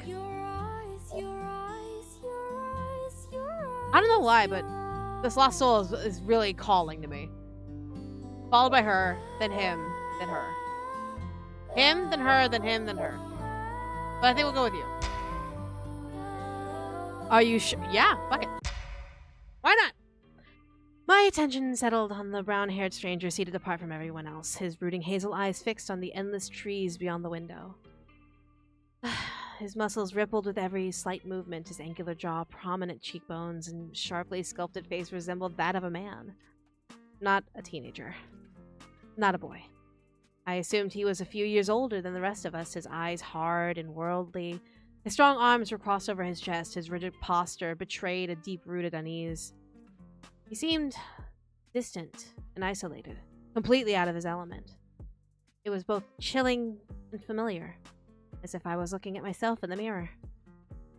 Another person who was inherently alone, suffering in silence. Tethered by some invisible rope, my feet shuffled down the aisle of their own volition. I found myself slipping into the seat next to him, drawn in by some odd sense of incomprehensible kinship. My guitar case brushed against his arm. He flinched, subtly pulling his own bag closer. His hazel-brown gaze skewered me with an unflinching look. Look around. See all these free seats not next to me? Go find one. Okay, well shit. Excuse me? You heard me. The bitterness in his tone made me flinch in turn. What was his deal? Did it not occur to him that we were coworkers? Or did he simply not care? No. Apologize. Just be polite. My mouth stark with distaste, I swallowed my pride and fought his glaring temper with kindness. You look lonely, so I figured I'd join you. I didn't mean to piss you off. We're coworkers. Look, I'm not really in the mood, girl. Go bother someone else. Instead of cowering away, his bad temper stirred one heck of a stubborn streak in me. I crossed my arms over my chest and remained firmly rooted in my seat. No. I'm staying right here. His brows shot up. He wasn't expecting any resistance. What? No. I said no. I can sit where I want. It's a free country. Nah. Yeah, that's your sense of privilege talking. Don't feel too free to me. Never did. I fumbled for words, unsure how to respond to such a statement. After a moment of tense silence, I found the strength to continue pushing his buttons. You're the entitled one. What makes you think you're entitled to privacy on a public bus? What makes you think you're entitled to company? His eyes squeezed into thin slits. Like gathering scattered shards of a broken mirror, I pieced together my courage and met his hazel gaze. An uncomfortable silence fell over us. It was a standoff of willpower and stubborn determination.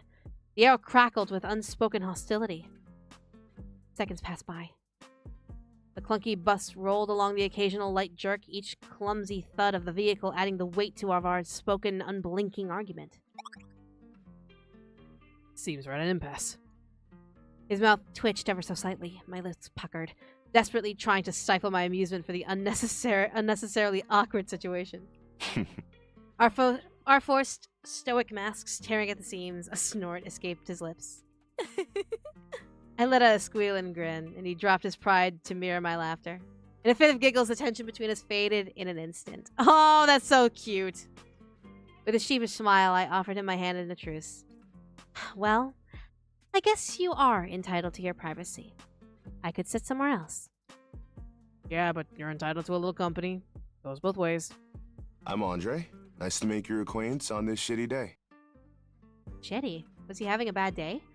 I considered asking him about it, but ultimately decided against it. It would be rude to pry. I'm Jenny. He took my hand in his.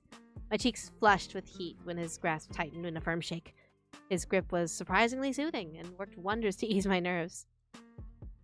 Our touch lasted only a few lovely seconds. My fingertips brushed over his calloused knuckles as our hands parted. The hardened skin told a story, though I wasn't sure if it was my place to ask.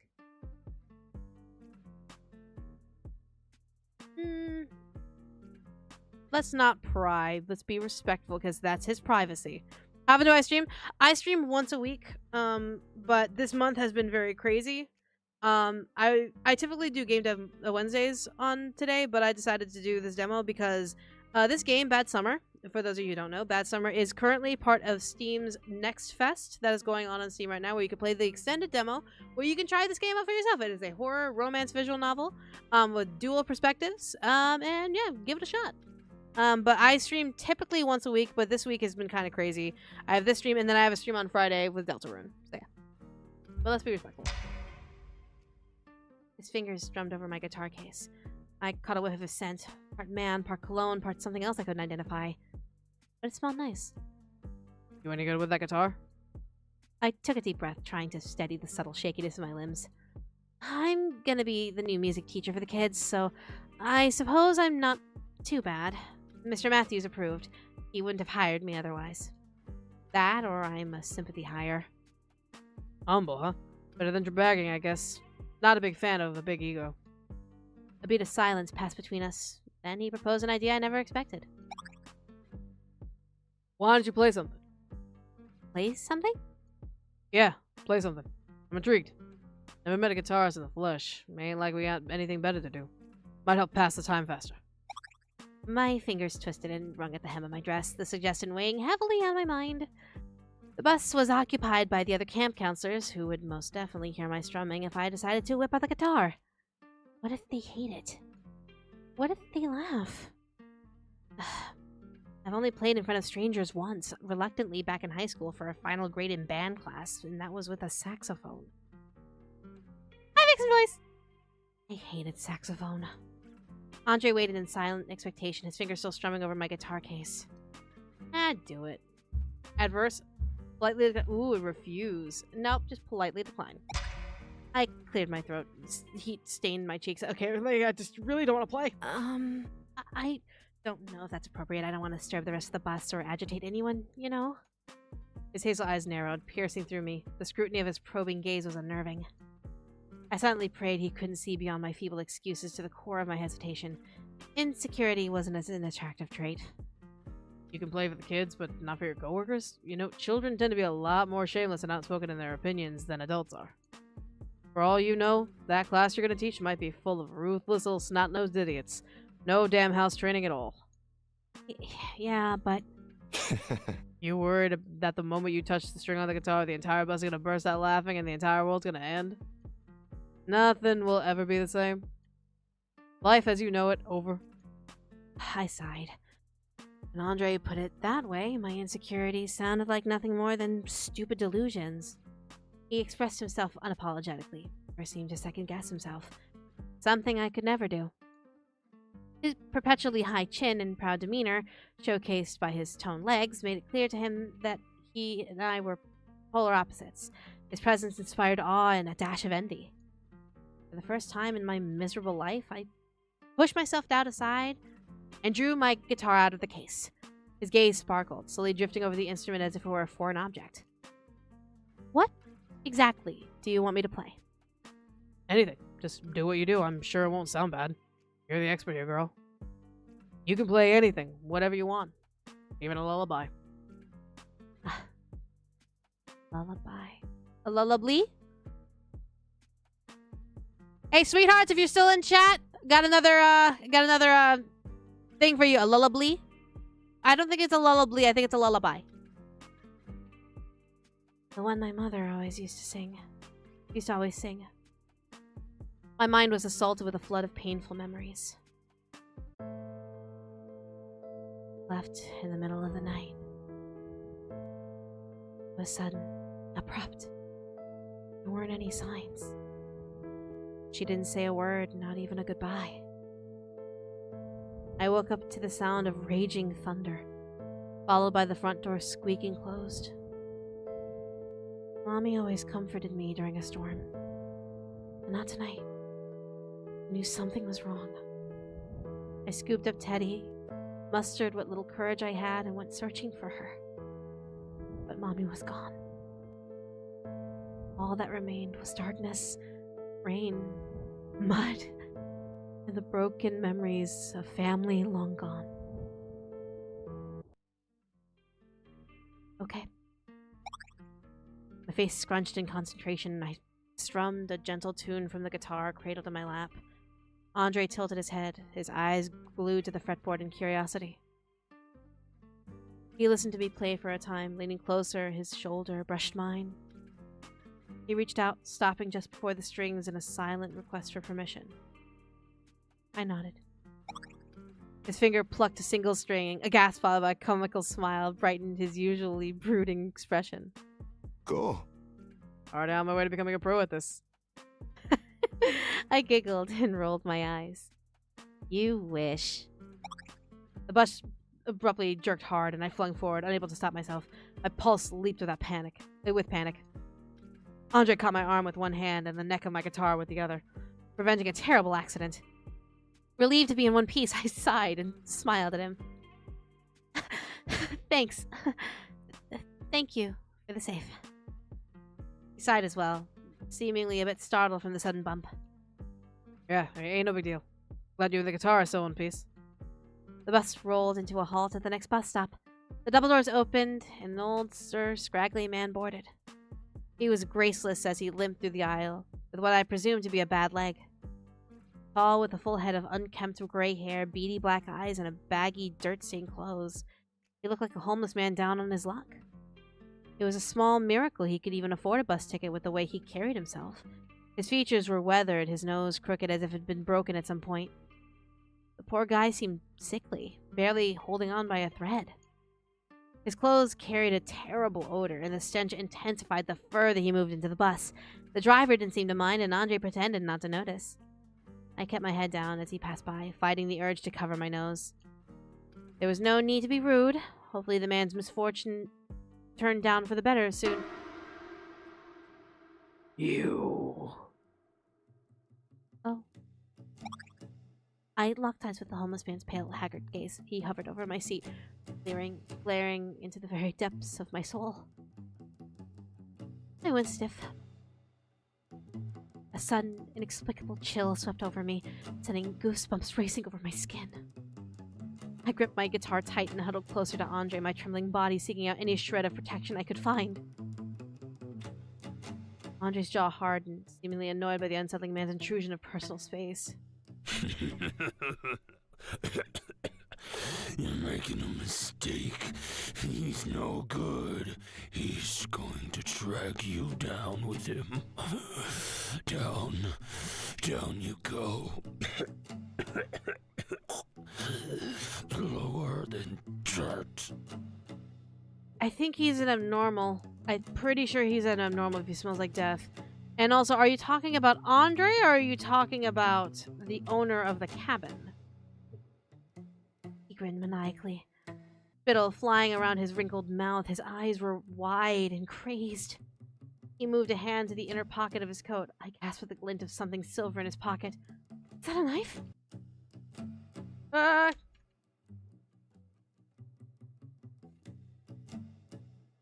Andre appeared in an instant, standing between me and the terrifying knife-wielding bomb like a shield, fierce and protective. Not a single glimpse of fear in his eyes.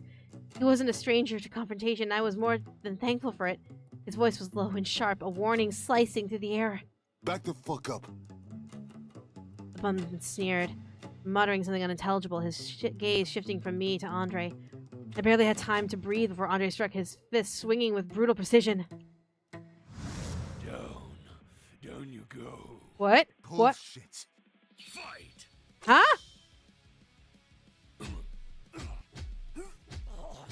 Take him out.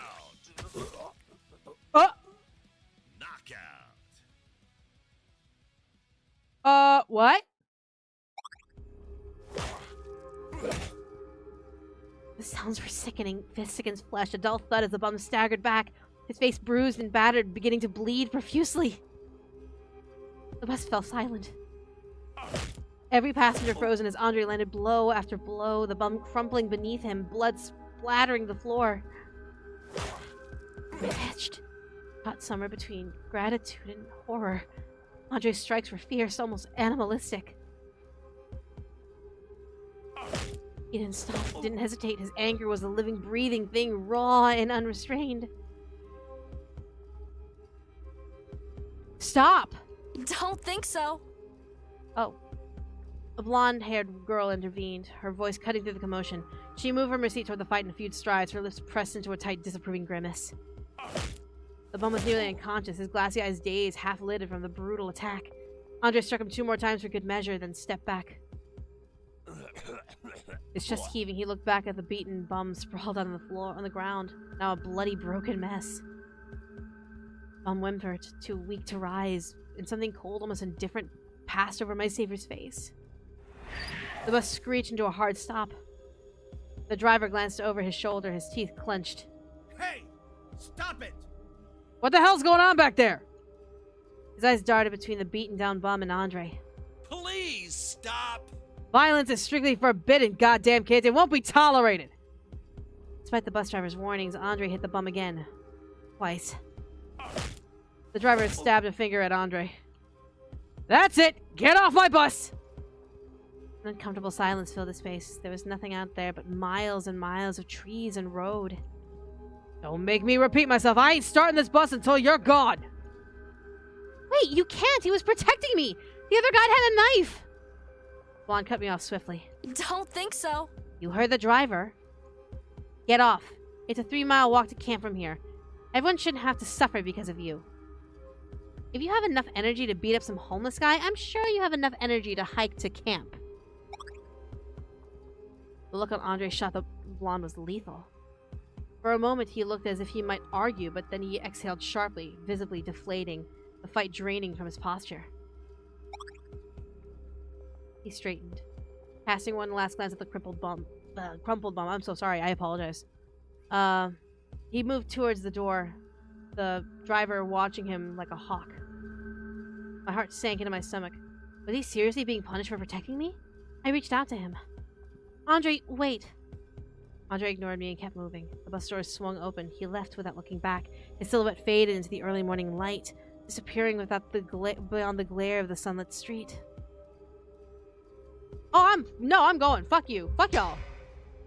Possessed by an uncharacteristic surge of courage, I lunged from my seat and raced after him. The doors closed with a hiss, sealing us on the other side with a chilling finality. Wait, did you bring your guitar? Wait, hold on, did you bring your guitar? The bus jerked forward, disappearing into the morning's fog. My pulse leaped with panic. The realization that I was stranded on the side of the road began to sink in. Miles and miles of nothingness. Stupid! I should have stayed on the bus! The morning sky was painted with shreds of tattered clouds, though dark woods pressed in around me. Misty haze played tricks in my eyes, forming eerie, suffocating shapes that threatened to swallow me whole. This was a terrible idea. Upstate and Bear Ridge had no right being so unbelievably spooky. A hand on my shoulder yanked me back to reality. Icy fingers pressed through the fabric of my dress. My breath hitched.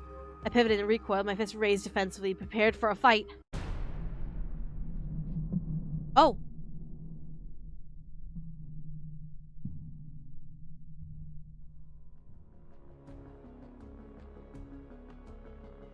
Andre at 7 a.m.?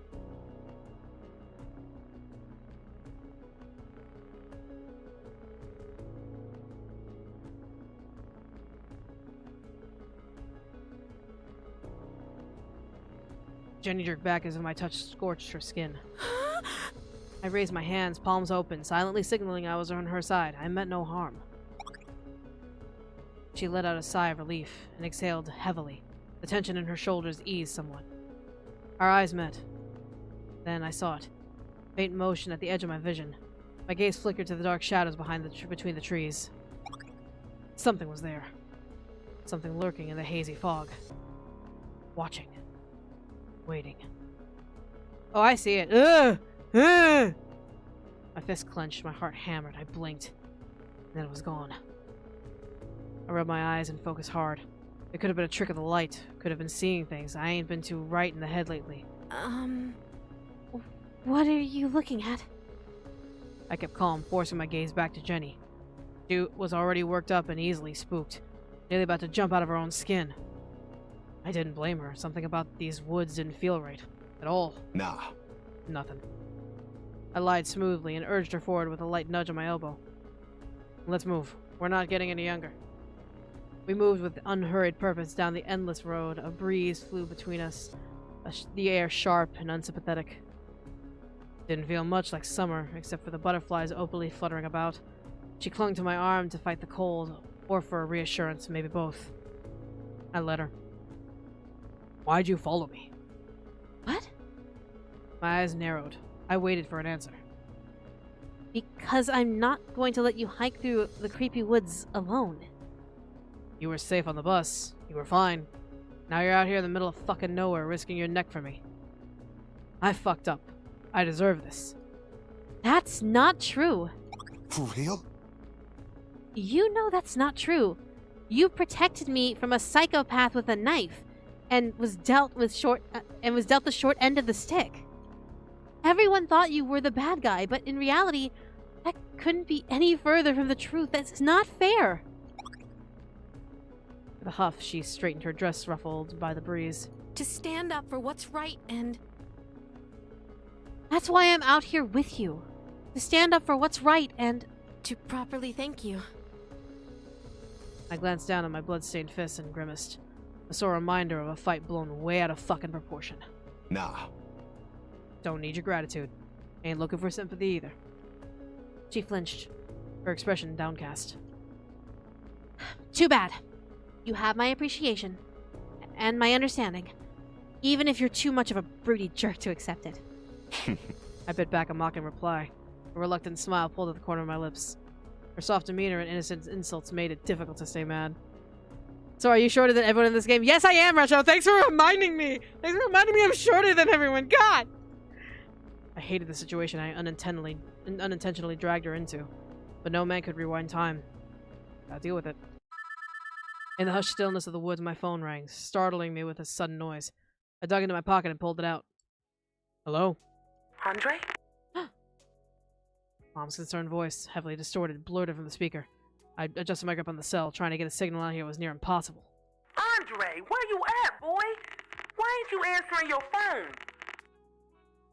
Now's not a good time. I really can't hear you out here. Andre, just listen to me for once. Don't be stubborn like your daddy. Them nice folks tell you to do something, you do it. You hear? No back talk. I worked a job before, Ma. And you lost it. You have a problem with authority. It ain't cute. Oh, Mom is absolutely pretty. But I'm cute, right? Barely. Andre, too much. Ma, you're breaking up. Can't hear you. You know I'm out here in the woods. You have a temper, and I blame your daddy for that, too. But Andre, you can't let it win. You hear me, baby? You can't give in to the darkness. Not again.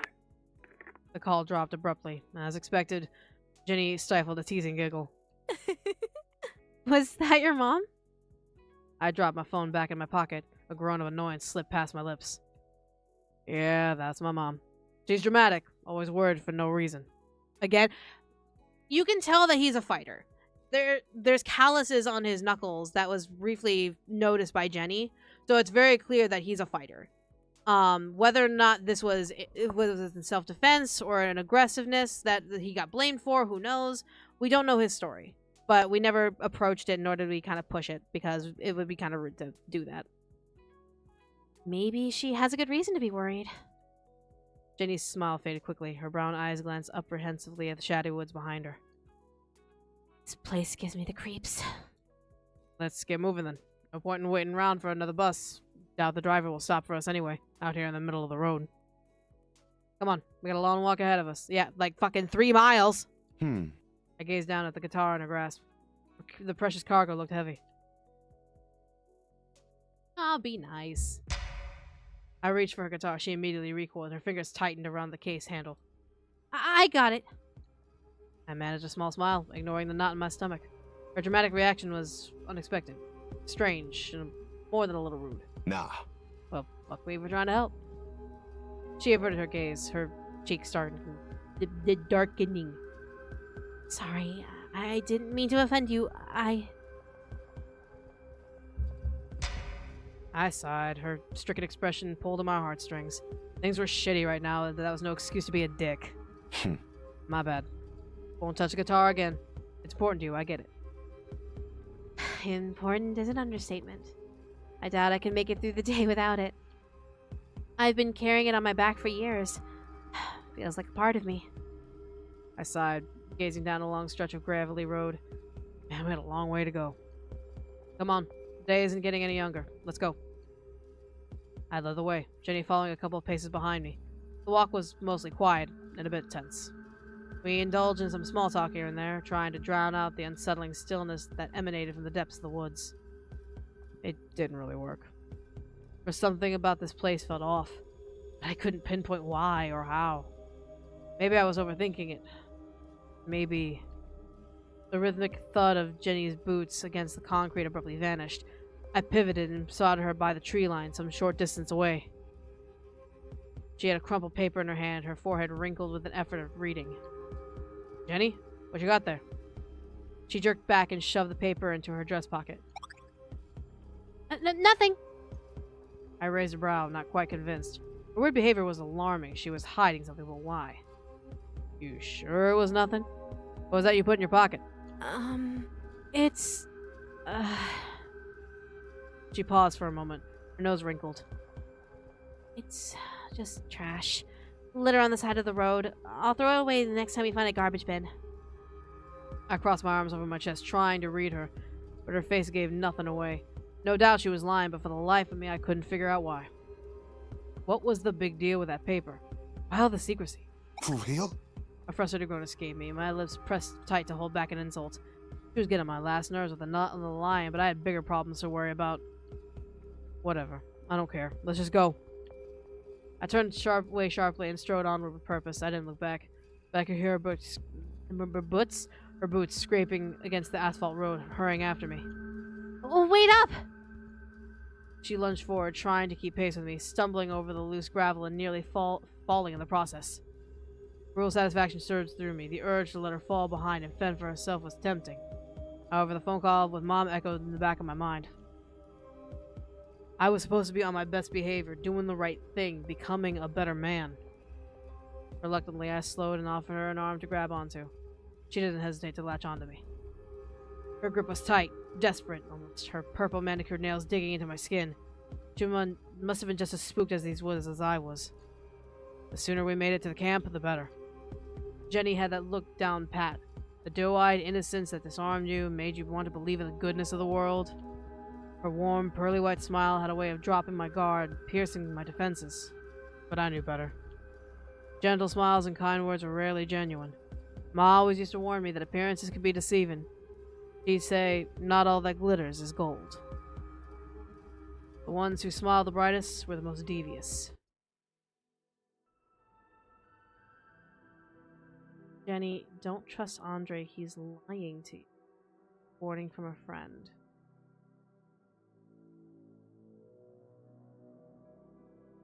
Huh. About what? What's he lying about?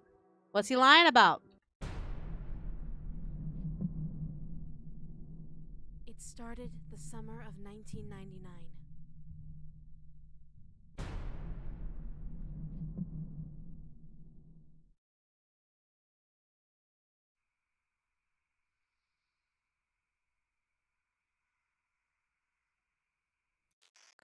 Oh!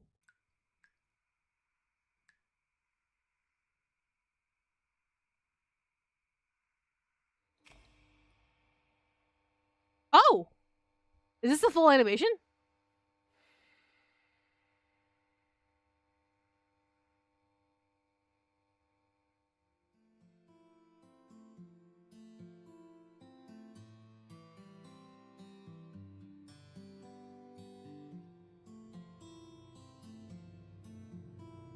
What is happening here?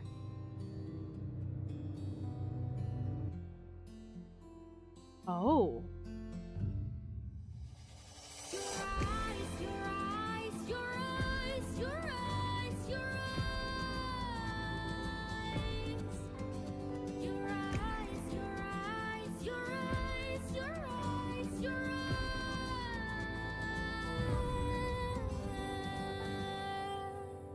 Bad summer.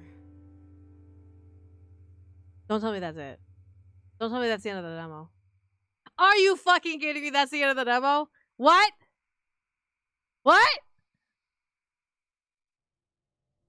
Oliver, your shift was over hours ago. Go home. Rest. Oh, thank God it's not over. Not even close. Okay, good. Thank God. Bless. Okay, cool. Cool. Bless. Rest? Someone is behind these brutal murders, and I'll uncover the truth, even if it kills me. Day 2, Oliver's off. Okay, okay, all right. I was about to get upset. I'm like, no way. You said it was like 2-3 hours long, and we are at the 2-hour mark. But come on. Ah! Stale air in my office hung heavily, thick with the scent of old paper, the ghost of 1,000 unanswered questions. Files overflowed from every surface, a chaotic landscape of witness statements, manila folders, and dead ends. The Bear Ridge Ripper. The name itself was a brand seared into my mind, a constant, burning reminder of my own inadequacy, my inability to crack this case, to piece it together. I ran a hand through my already disheveled hair, the rough paper of a transcript grating against my skin. Another interview, another victim's family member, the grief, palpable weight that settled on my chest. I've listened to so many of these recordings, each one a variation of the same horrifying theme. The Ripper's brutality, the inexplicable nature of the attacks, the lack of any discernible pattern. What am I missing? Why does any of it make sense? Files mocked me, each one a testament of my limitations. I, Oliver Smith, the man who prided himself on his ability to solve the unsolvable, was staring into an abyss, and the abyss was staring back. I reached for the bottle of scotch on my bottom drawer, the amber liquid a temporary solace. One sip, then another. It dulled the edges of the frustration, the gnawing sense of failure. It didn't provide any answers. It never did. As much as I wanted to, I couldn't drown in my own despair. I had to keep digging, keep searching. The victims deserved justice. Their families deserved closure. I needed to know. I needed to understand. Even if the truth shattered everything I thought I knew. There it was again. Watching, whispering obscenities. I felt its menacing presence all around me. Shadows clawed relentlessly at the corners of my weary mind. Another PA announcement blurted from the speaker. Don't look, pretend it wasn't there. No sudden movements, don't run, don't speak, not approach. But deep down, there was a gnawing curiosity, a dark surge to stare into the abyss, to experience and indulge in all the horrible depravity it had to offer. Who was it that gazed so intently from the abyss? Why did it have such a fascination with the likes of me, a simple mortal with a mundane desk job? Was I special? Or could this all be some sick illusion?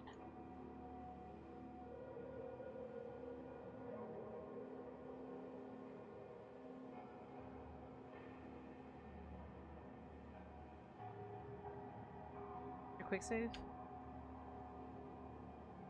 I wouldn't know how to quick save. Save screenshot. I got a screenshot. Fuck it. Dark curiosity took the reins, giving to the surge. I locked eyes with the shadowy intruder by the door. The moment our gaze met, it was as if a switch had been flipped. The office was tossed into the void, The files and photos fading into meaningless blurs. I was no longer in control. I was pulled, dragged into the creature's penetrating crimson gaze, held captive by an unseen force.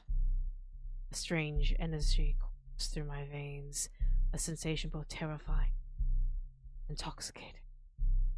My heart pounded in my chest, a frantic drumbeat against the silence of my mind. I couldn't look away. I couldn't.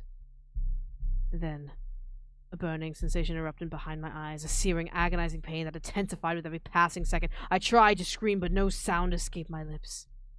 Am I dead? Nope. No. Death would not take me yet. In a desperate effort to regain control, I shuddered, every fiber of my being fighting against the sudden paralysis that gripped me. The creature's eyes narrowed in a challenge. It was a battle of will, a competition of mental fortitude. In that moment, my purpose had never been more clear.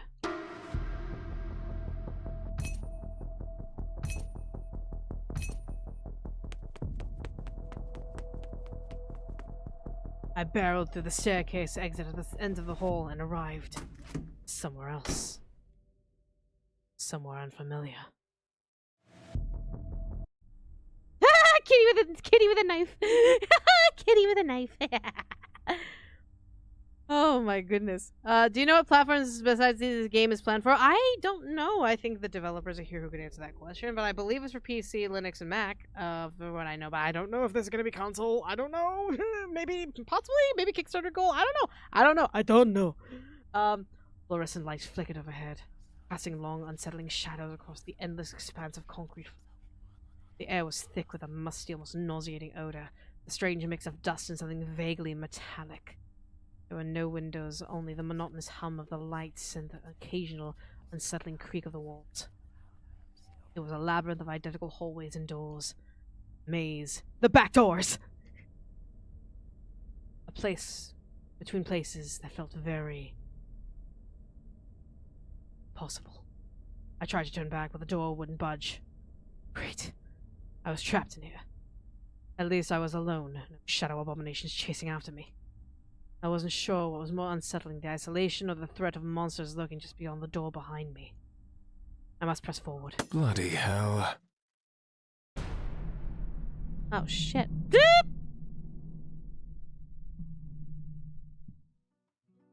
The earthy scent of the woods hung heavy in the air. The surrounding trees, ancient and towering, seemed to stretch endlessly towards the sky. Bird song and the chatter of squirrels filled the afternoon, a vibrant chorus accompanying the winding hiking trail that disappeared into the dense forest. My coworkers were already further along the path, their voices echoing faintly through the trees. I, however, lagged behind, utterly drained.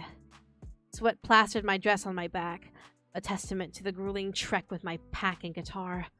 Each step on the uneven terrain was a victory against sheer exhaustion.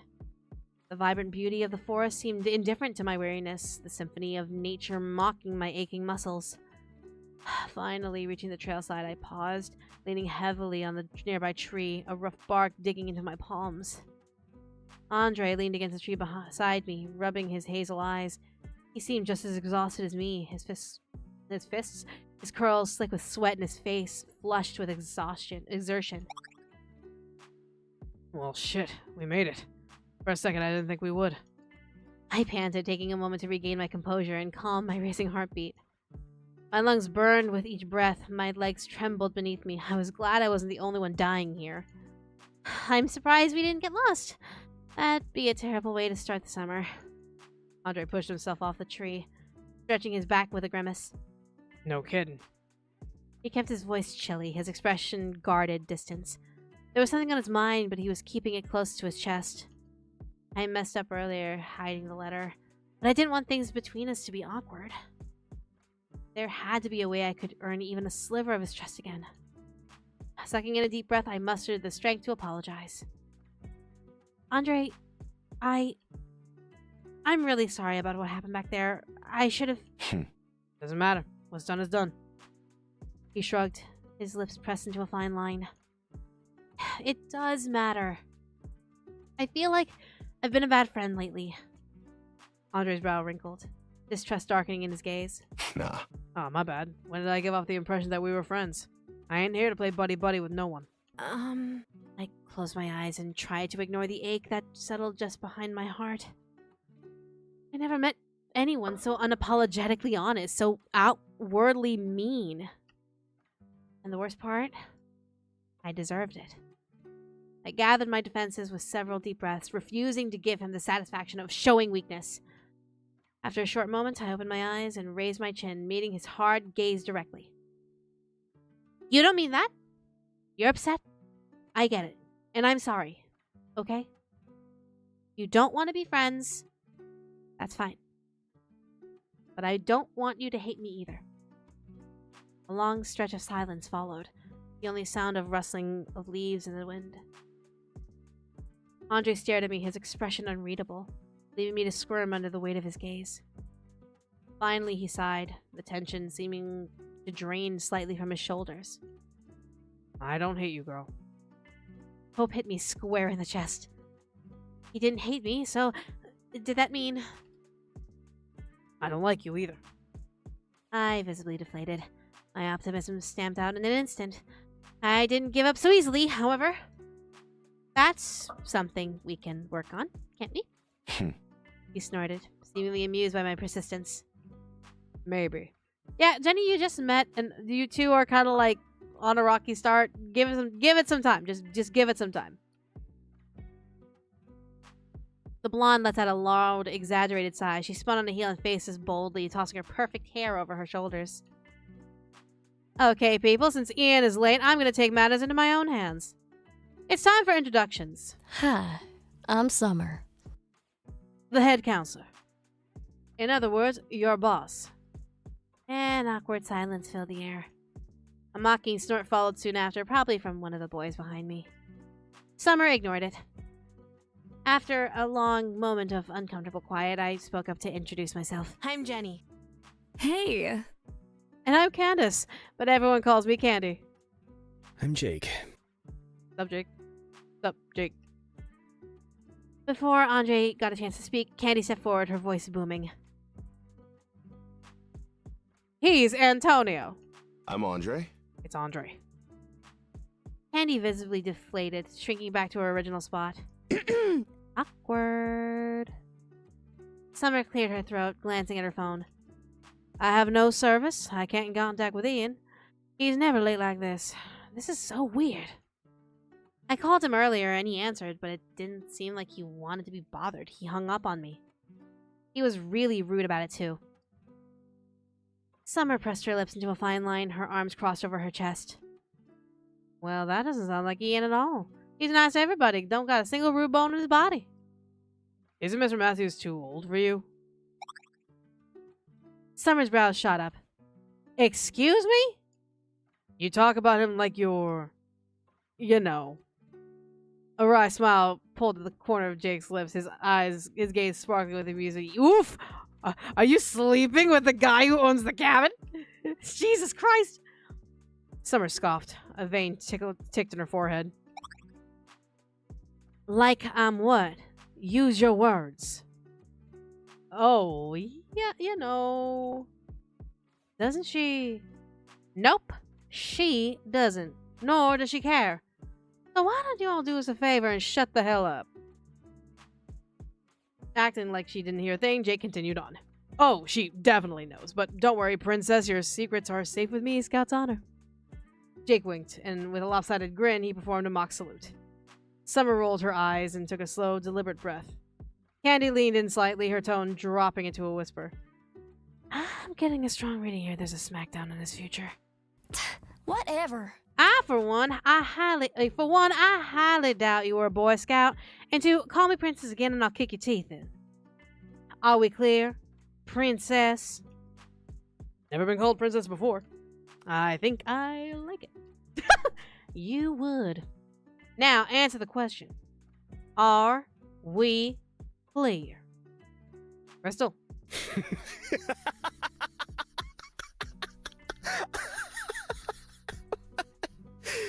He laughed and gave a mock bow, twirling his marker as he did so. Oh, don't mind me. No one ever does. I never know what I'm talking about anyway. His grin was easy. Jenny, hello, back up. His grin was easy, filled with boyish charm, but the glint in his eye hinted at something darker, deeper. It almost felt sad, his words. Don't mind me, no one ever does. Candy grinned, entertained by the strange conversation. Wow, this is getting juicy. Is it?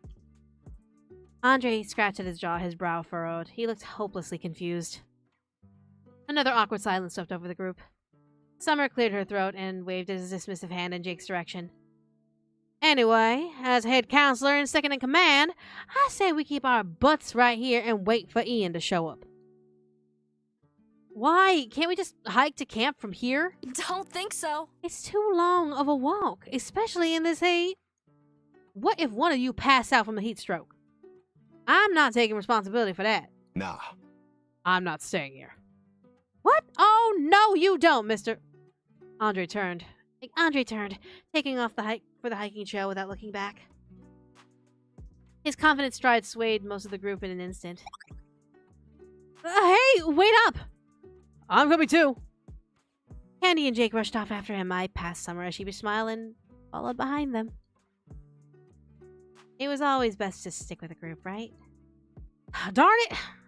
Fine, wait for me. You don't know where you're going. Summer kept pace with us. They kept pace with us, refusing to be left behind. Somebody has to keep watch after y'all. The afternoon sun beat down through the canopy, dappling the hiking trail in shifting patterns of light and shadow. About 10 minutes into the hike, my steps started to drag, and before I knew it, my co-workers had left me in the dust. They were further up the path, their voices echoing faintly through the trees. I lagged behind, utterly drained. Sweat plastered my dress to my back, a testament to the grueling trek with my pack and guitar. Each step on the uneven terrain was a victory against sheer exhaustion. Maybe Summer had a point about the heat strokes. My head was pounding, a wave of dizziness washed over me. Why are you such a talented voice? Stop it! I just do my best. A lot of practice, a lot of training, a lot of work, and I just try and do my best. Like, trust me. If I was as talented as that sentence would make me look like into believing, I would be landing a lot more roles. I could only imagine how much worse it could get if I didn't stop soon. Eventually, the fatigue went out. I veered off the trail and dropped onto a mossy, fallen log. Stillness crept in, and I let my eyes slip shut, desperate for the spinning to stop.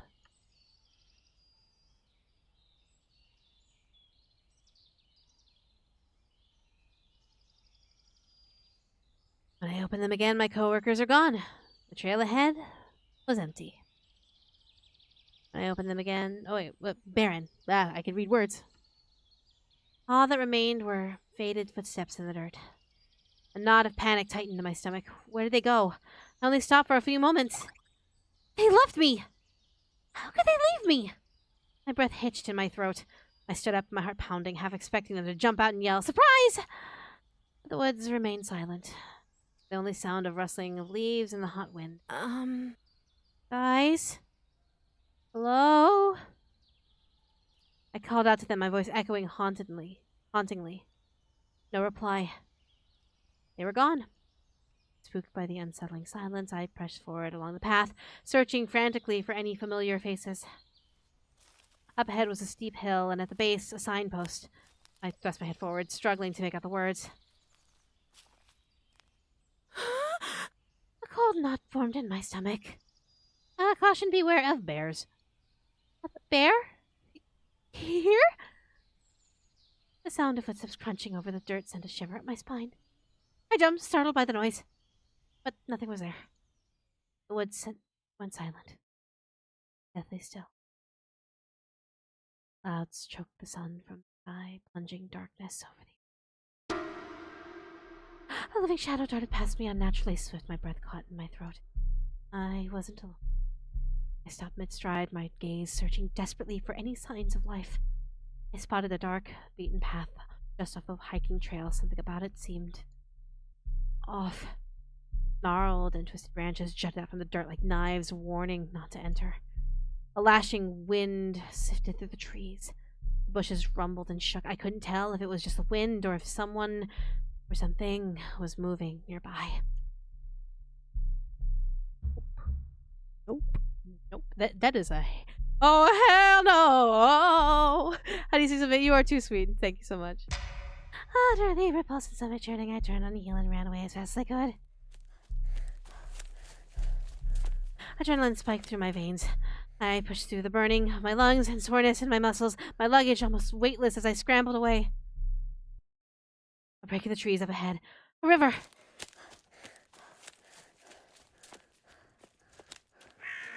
Water crashed and froth below a wooden footbridge. The first hurried step on the plank seemed sturdy. The second seemed less so. The third step was dangerously wobbly. Wobbly. Fourth plank gave out completely, snapping in two and falling into the depths of the stream. I stumbled, my foot caught in the gap. I couldn't move, captured in the snare like a rat in a trap. No! My heartbeat raced, my breath bursting in and out. I couldn't swim, and even if I could, the current was too strong. Thoughts of being washed away by the river and drowning, consumed by nature's cruel tide, flashed through my mind. I can't die here. Nope. I swallowed my fear. I buried it down into the depths of my stomach and locked it away. Then I twisted around, grabbed my ankle, and pulled the hardest I could. W, D. My foot remained... okay. My foot remained trapped as the fish finally gave way. I plummeted into the rushing water, the world, a chaos of churning currents and Slenderwood. I love QuickTime events! Just as I thought I was done for, strong hands grabbed me, hauling me back into the bank. It was Andre dragging me back to the solid land. Oh, okay. Like, oh, okay. The company voice, thank you so much, Royal. Deeply appreciate it. Thank you. I hate QuickTime events. Ugh! The darkness pressed and swallowed me. Couldn't see a thing. Remember this hallway. Oh, okay. Thank goodness the lights are back on. Christ, spoke too soon. I drew my flashlight from my belt. It's what I needed. Much better. I need to find a way out of this godforsaken place. This is not an anomaly. Door is normal. It's a regular standard door, nothing special about it, promise. This is an anomaly. Looks similar to a normal door, but there are key differences. The eyes behind it are glowing. The door is open. It should be closed. Feel something off? Left click and hold your mouse. The anomaly until it's gone. But be careful. If it's not an anomaly, best leave it alone. You may regret it. Okay. That's an anomaly. I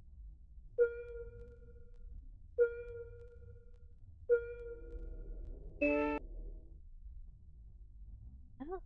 Hold on. Nope.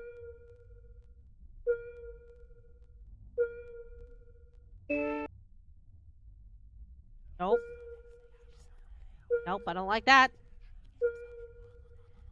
I don't like... Nope. Don't like that.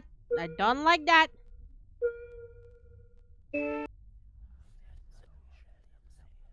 That was a yellow chair, not a red chair.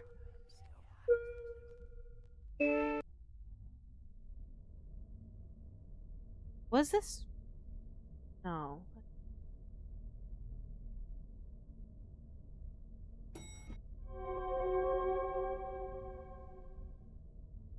You may have missed something on this floor. If you move too soon, there will be consequences. Hold on, wait. Double verify, nothing. Kitty cat, that is a... Oh, hello. Like, I'm just making sure because I'm like, that 5th floor sign was like, that's gonna be worried. Alright.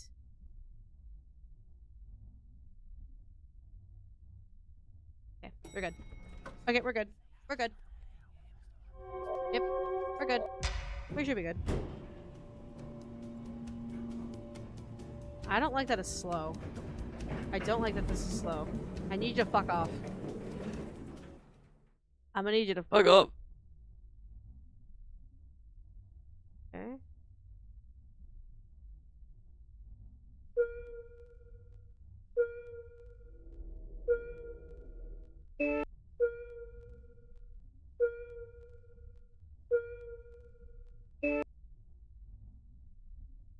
This was not there before. That is not there before. Fuck off! I did not sign up for an ASMR. Oh, so we're going up floors. Okay. Missing a painting. Isn't this a different color? Pretty sure this is the blue vase?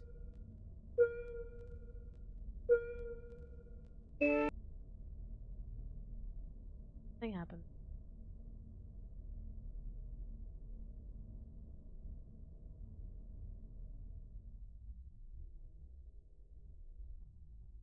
I don't like that. It didn't change. It's still not blue.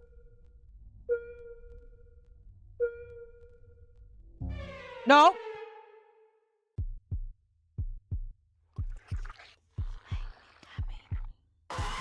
JK. I messed up. I thought it was supposed to be blue! Because the other one was blue and we were just fine. The other one was blue, we were just fine. Alright, so, okay. Again. So it's not blue. Okay. So we actually messed up the first time. Okay, that's all. It's all good. We messed up that first time. All good. Yeah, obviously, anomaly. Okay. Never supposed to be. I thought, like, yeah. That's what I figured. I'm like, wait. Because the other one on the other floor was blue. I'm like, wait. Maybe I'll have to go back and see if I actually fucked that one up. Nope.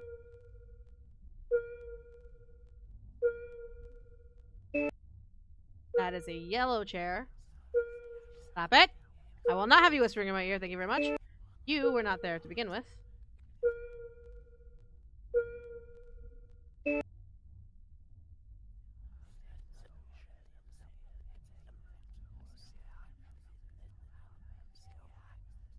Stop whispering in my ear. I don't appreciate it. Okay. Alright, yep, go. Go on. Get up.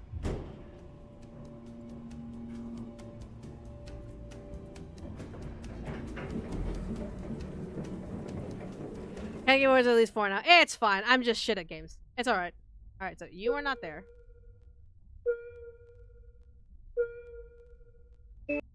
You need to be yellow.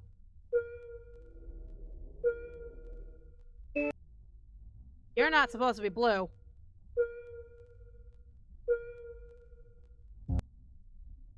Fuck off. Like, fuck off.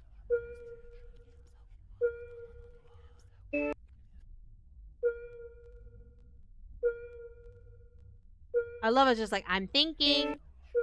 Is this an anomaly? I'm gonna make you sit there and think about it. Okay,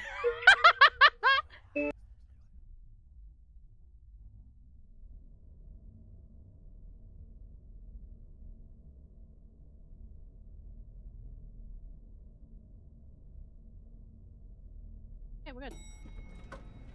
We are solid. Yep, let's go.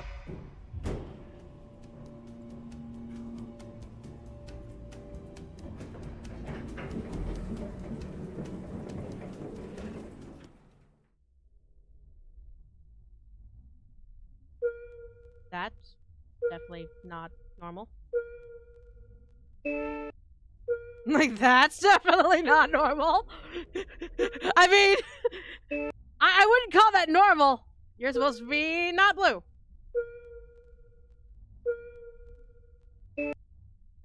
Yep.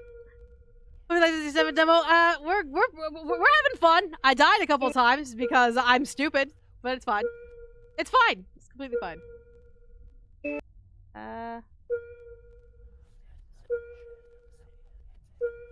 Currently helping a certain British man get out.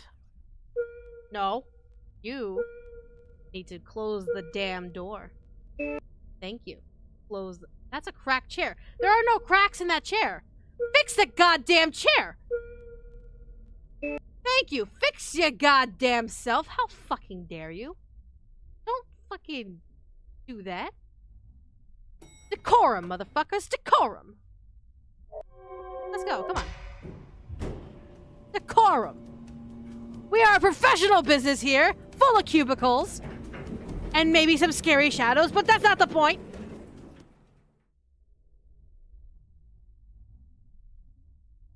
Okay. I try and be smart. I try.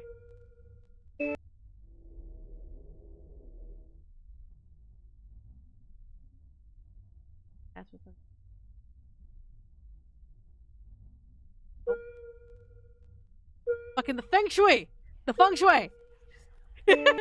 We need to make sure the feng shui matters. That's... Oh.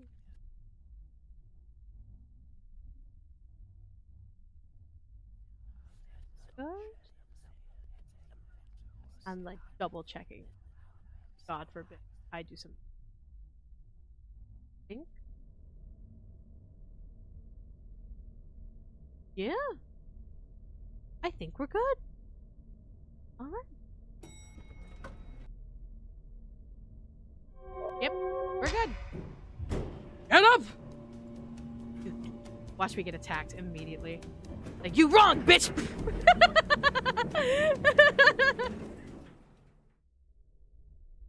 Alright. Last floor.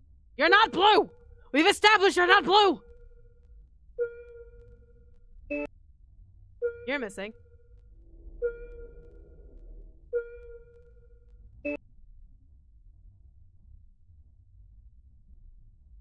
That's a cracked chair. Again, decorum! Where is the decorum? Fix your damn chair!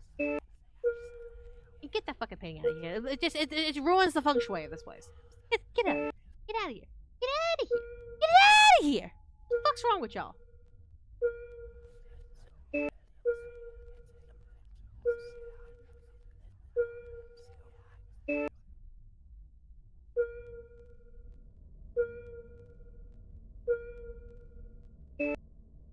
Think.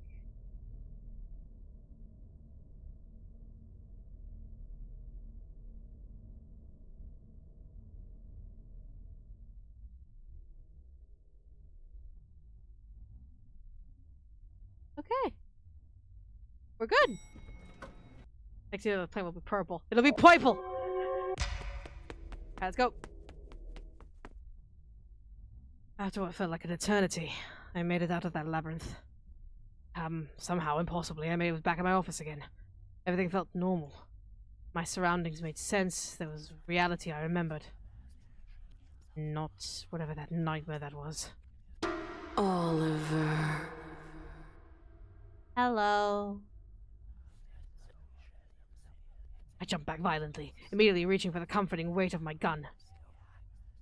When the shadowy creature made no effort to attack, I hesitated. Penetrating crimson eyes, once dreadfully intimidating, seemed docile now. Its body, which was nearly naked and unmistakably feminine, hovered a bit above ground with an unfathomable lightness, floating, weightless as a feather. This thing, she, was beyond my comprehension. Baffled, I stared in stunned silence, my brain struggling to make sense of it all. Don't be afraid. A sultry, otherworldly voice was a soft, disarming whisper. I lowered my weapon, intrigued by the strange turn of events. This was not how I expected the end of my shift to go. She reached out to me. Shadowy wisps circled around her slender fingers.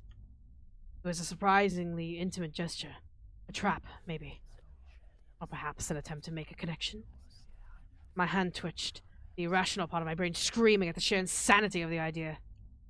Everything about this creature defied logic, defied everything I thought I knew about the world. Touch her. It was like reaching into the unknown, a gamble with stakes I couldn't even begin to comprehend. She had every opportunity to kill me tonight. She didn't. Was there a chance this being meant no harm?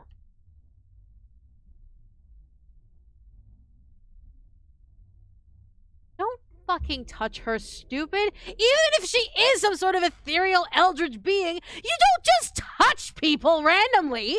You don't just touch without consent! Hello? Don't touch her, stupid! I hesitated. This thing wasn't abnormal, wasn't it? Fool would I be to interact with such a monstrosity? I held firm to my weapon, refusing to give in to the creature's tricks. My grip tightened on the gun. It was a desperate move, fueled by a primal fear that overrode any semblance of reason. I raised the weapon, cold steel reassuring in my trembling hand. Stay back! The creature didn't flinch. There was no fear, no surprise, only an unwavering steadiness in those crimson eyes. Which the pupils moving is a nice touch. Nice job. It was as if she had anticipated the reaction, knew the futility of it.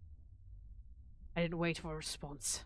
I pulled the trigger, sound echoing in the confined space of my office. The bullet flew toward her, a silver streak against the dim light. Instead of the satisfying thud of impact, there was nothing. No resistance, no... The bullet phased through her as if she weren't there. As if she were nothing more than a mirage, a cruel trick of the light. It sailed through the space where she stood and embedded itself into the wall behind her, leaving a small blackened hole in the plaster. Her form flickered for a moment, the shadows around her deepening, and she was gone. Vanished. Bloody hell. Jesus Christ! Ah! This is a Christian office building, thank you very much. Coughing and sputtering, I collapsed onto the muddy bank, waterlogged and shivering. Clothes clung to me, heavy and cold, each movement sending a wave of icy discomfort through my body.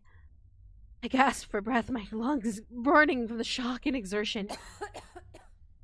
My heart hammered against my ribs, a frantic rhythm against the sudden stillness. If this is Jenny, I don't know if I recorded a call for you. Let me record a call for you.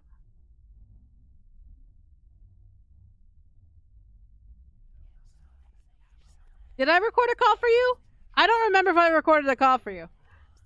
Suddenly, I was surrounded by the others. Their faces swam into focus. Was that annoyance? Concern? It was hard to tell through the blur of my own panic. Candy was there, her brow furrowed, though on her it looked more like a cartoon confusion rather than worry. Her usual bright energy shimmered just beneath the surface barely contained.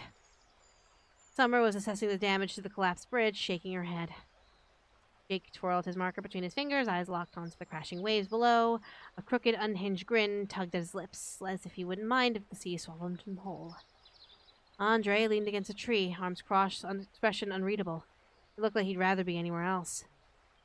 Are you okay? What happened? No. You guys left me! That's what happened! You mean you left us? You mean you left us? We reached a fork in the path and we turned around and you were gone. We looked everywhere for you. Good thing we found you. Or before you came fish food. You're not from around here, are you? I hate to say it, but Jake's not wrong. First rule of hiking, stick to the marked trails. This bridge has been crumbling for years. Campers are strictly warned to avoid it. And the staff? We should know better. Trying to cross was like begging for disaster. What were you thinking? I, stumbled over my thoughts, scrambling for an excuse. What could I even say? That I bolted off the trail like a fool because of a shadow? Is that something was after me? They'd think I'd lost my mind. Sorry, I messed up. Big time. It won't happen again. Summer crossed her arms over her chest, unconvinced. It better not. No more bridges. No more being chased after by bums. From now on, you're sticking with a partner. Partner? That's right. Here at Camp Bear Ridge, we got a buddy system. Newcomers get paired up for a few days to watch each other's backs, stick together, and stay out of trouble. Normally, it's for the 12-year-olds, but since you've got a talent for finding chaos, I'm making an exception. You've officially lost your solo privileges. I winced. A partner? Seriously? I don't need a partner. I just had some bad luck lately and... Don't think so. I'm doing this for your own good, Jenny. You'll thank me later. Your assigned buddy is... Andre. Andre stiffened. His jaw tightened and his brows drew together. Didn't seem too thrilled about being roped into this. Nah. I think I'm good on that. I'm not here to play babysitter. Jenny needs a strong guy who won't let her stumble into trouble again. Summer's tone was bubbly sweet. It was obvious what she was trying to do. She hadn't had one nice word to say to Andre since she met him, and now she wants his cooperation suddenly nicely. I'd suggest Jake, but he's busy decorating the windows and trees with dicks all morning. Not exactly leadership material, no offense. A smug grin pulled at Jake's lips. None taken. That's not my problem. It is now, unless you want me to report this whole mess to Ian and let him decide how to handle it. He won't be too happy with any of this. Are you threatening me? Summer crossed her arms and shot a challenging stare at Andre. What? Are you feeling threatened? Andre sighed through his nose, staring off into the woods like he could will himself anywhere else. My cheeks burned. Was I really that much of a liability? Oh, come on, don't be such a grouch. The buddy system isn't that bad. You might even make a friend, build some character, learn to play nice with others. Andre threw up his hands with a sharp exhale, his lips pressed into a thin, bitter line. Fine, I'll do it. Make sure she doesn't walk off a cliff or some shit. Summer's lips curled with quiet satisfaction. Good. You guys won't regret the buddy system. The kids love it. Before either of us could retreat, Summer stepped between us, took Andre's wrist in one hand and mine with the other, and guided our hands together with deliberate care, like she probably did with stubborn 12-year-olds. Our palms met awkwardly. Andre didn't flinch, but he let his hand hang there, limp, unmoving, like it was tolerating a bad group project. There, see? Teamwork. After some time, we reached a clearing in the trees. The sun blazed overhead, casting golden warmth across an open land. In the center stood the main cabin of Camp Bear Ridge, rustic and sturdy, the wood-paneled exterior weathered by time. Wide fields of flat, open ground stretched endlessly beyond the massive structure. It seemed perfect for pitching tents and setting up campfire circles. The distant twitter of birds carried in the breeze, mingling with the ever-present hum of cicadas. And despite the open land stretching far in every direction, something about it felt unsettling.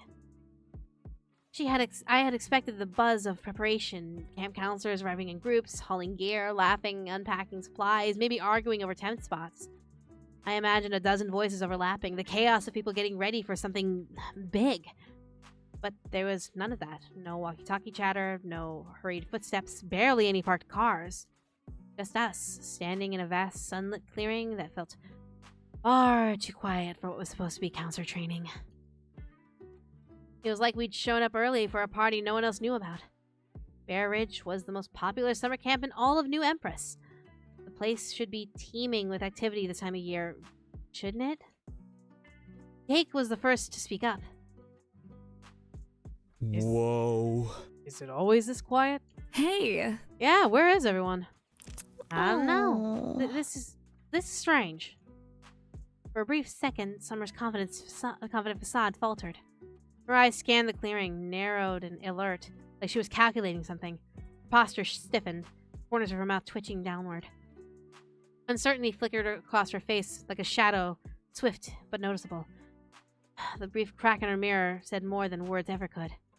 Then, just as quickly, she straightened her shoulders and smoothed the tension from her face. Maybe everyone's running late. Let's check in with Ian. Summer led our advance to the main cabin. Candy tapped my shoulder. Where's Andre? I shrugged, my gaze sweeping over the campgrounds. There was no sign of him anywhere. We stopped at the front door of the cabin. Summer reached for the knob and pulled. It didn't budge.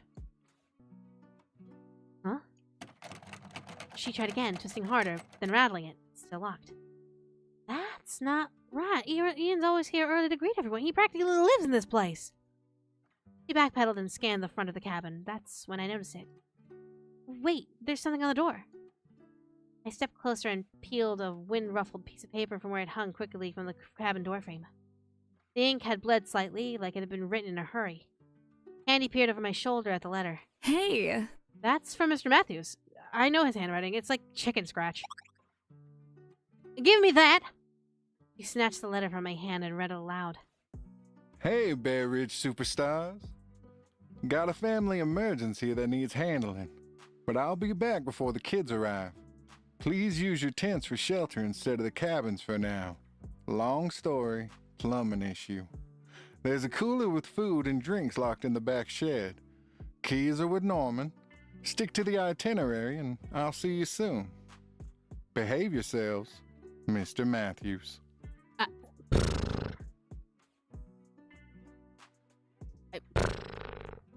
Huh? Who's Norman? Ah!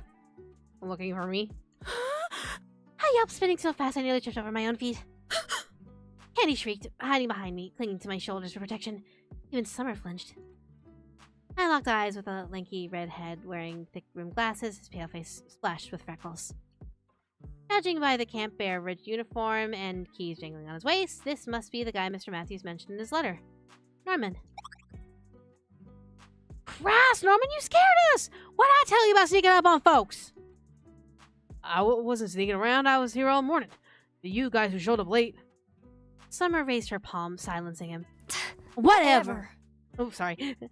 Ian said you have the keys to the shed? Yeah. His trembling fingers fumbled with the shed key before he shoved it into Summer's outstretched hand. He couldn't meet her gaze, eyes darting around as if searching for an escape. Even as a newcomer, it didn't take long to see Norman was a total pushover. I almost felt sorry for him. Norman's gaze flickered to me, Jake, and Candy. You guys must be the new counselors. Welcome to Camp Bear Ridge. I apologize. Yay! Yay! I wish Mr. Matthews was here to greet you guys, but you read the note, right? Norman sighed deeply, his brown eyes dark, troubled. He was acting weird before he left, like something was really wrong. I'm really worried about Mr. Matthews. Jake, Candy, and I exchanged wary glances. Summer flipped her hair over her shoulder, a smug grin plastered on her face. Obsessed much? Norman's cheeks flushed a vivid red. Obsessed? No, just worried. Ian's fine. You're overreacting like usual. Ian's fine. You're overreacting like usual. He'll be back before we know it, and everything will be smooth sailing once again. We'll do our jobs, take care of the kids, and get paid, just like every summer. And so take a breath, Norman. Do your little job and try not to spiral, okay? He nodded obediently. Sorry. Okay, Summer. That sounds fine and dandy, but where is everyone? Shouldn't more counselors be here for training? Norman hesitated, then glanced towards a narrow hiking trail shaking through the dense forest, dappled with golden sunlight and lined with ferns. Some of the others are arriving late. Ian had told me to expect a second group this afternoon. I'll go wait for them. Someone has to make sure they don't wander off into the woods like Jenny here did. Norman perked up immediately, shaking his head a little too fast. No, I've got it. I'll go. You've got enough on your plate, Summer. It's the least I can do. Summer raised an eyebrow. You sure? I don't mind. Positive. I insist. He gave her a hopeful smile, the kind that screamed pick-me energy without saying a word. Maybe. I'll let them know where to go. Give them the grand tour. You should rest. You deserve it, Summer. Oh my god. Okay, maybe a little bit. No one fought him on it. Summer shrugged and waved him off, already losing interest. Whatever. Suit yourself. Without another word, Norman turned and started down the trail, his shoulders hunched like he was bracing for something. I watched him disappear around the bend. A weird unease settled in my stomach. I didn't know the guy, but the way he walked off alone like that, it felt wrong. Summer clapped her hands twice, sharp and authoritative. All right, listen up. The sun is going down soon, and unless you want to spend the night being feasted upon by mosquitoes, I suggest you pick a spot and start setting up your tents. He stepped forward, eyes scanning the tree-ringed clearing with a natural authority, like the forest itself had elected her in charge. Try to spread out a bit. Plenty of space, no need to be on top of each other. And keep your gear close. I don't want to hear anyone crying about that stuff getting soaked in dew or getting dragged off by some curious critter. No one argued. We scattered, quietly sizing up the open land around us. The forest was still, the shadows growing longer. I had to get this tent set up fast. I chose a flat patch of ground a little ways from the others, where the grass had been pressed down by time or traffic. I couldn't tell. It looked good enough. Unzipping the tent bag, I felt like a puzzle in itself. I'd practiced once in my backyard, and now that pressure was on, I nearly forgot the entire process. I laid everything out in a neat little line from what little I remembered from that old camping manual. Stakes, poles, the crinkly fabric that somehow became a tent.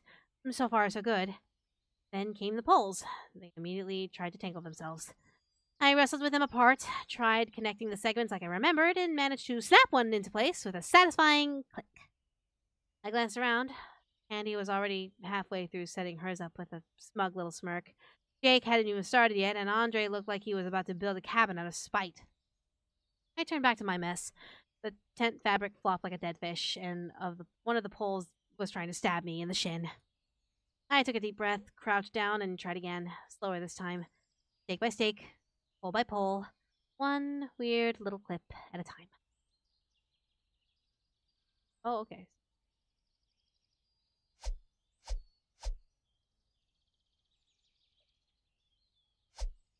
Build tent. Build it! Build it, and they will come. Build it, and they will come. Oh, nice. Eventually it stood. Sort of. The tent leaned a little to the left, and it sagged in the middle like it was tired just being alive. But it was up! Technically. Should I spruce this place up a bit, or keep it natural? Pink and pretty, green and earthy, original and ours.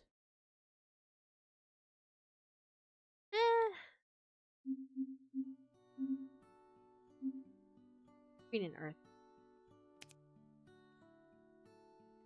Find your sanctuary in this lush, vibrant tent, adorned with cascading hanging vines and entwining vines. The plants and vines brings a sweet beauty of nature indoors. Yeah, I like it. I'll keep it. Green feels relaxing. One with nature. I made up my bed and fluffed up my spare hoodie into a makeshift pillow. Fairy lights cast a soft glow overhead, making the nylon walls shimmer like moonlight on a quiet lake. I lay back on my bedroll, legs crossed at the ankles, the smell of grass, fabric, and distant campfire smoke settling around me. For the first time in all day, I felt good. Not perfect, but good. I pulled out my songbook, its corners bent and covers scribbled on, and flipped to a blank page. My pen hovered, then landed. The words arriving slowly, careful and unsure, as if they weren't quite ready to be seen. I used to tremble at the break of dawn. Shadows dance until the courage would... I don't know the melody, or else I would sing it. I tapped the page, mouth pursed, hummed the little melody, scribbled the G chord. The tent may have been crooked, but in that moment, it felt like my own tiny studio. I could hear the guitar in my head already, low and steady, humming under the lyrics. Outside, the evening wind rustled through the trees. Inside, I kept writing. Then came the footsteps. Soft at first, crunching lightly through the grass outside. Rose, pen hovering over the page. Someone was close. A shadow moved across the thin nylon wall. Before I could call out, the flap opened. Andre appeared, his tall, broad-shouldered frame filling the tent entrance as he ducked inside, moving with a kind of quiet strength that made the space feel significantly smaller. There was something slow and deliberate in the way his toned legs moved, like he knew he shouldn't be here, but came anyway. He held 2 paper cups, the plastic sweating with condensation, tiny ice cubes clicking. There were words in the tip of his tongue, something he wanted to say, but they didn't come out. Instead, he offered me one of the cups without meeting my eyes. Yo. Peace offering. Summer-made Kool-Aid. Figured you might be in some refreshment, considering all the shit we've been through today. I hadn't realized how parched I was until I saw those ice cubes bobbing in the sticky red liquid. My mouth flooded with anticipation. I accepted the drink with a small thank you, acutely aware of the brief contact our fingers touched. I took a sip. The sweet, cool refreshment went down smooth.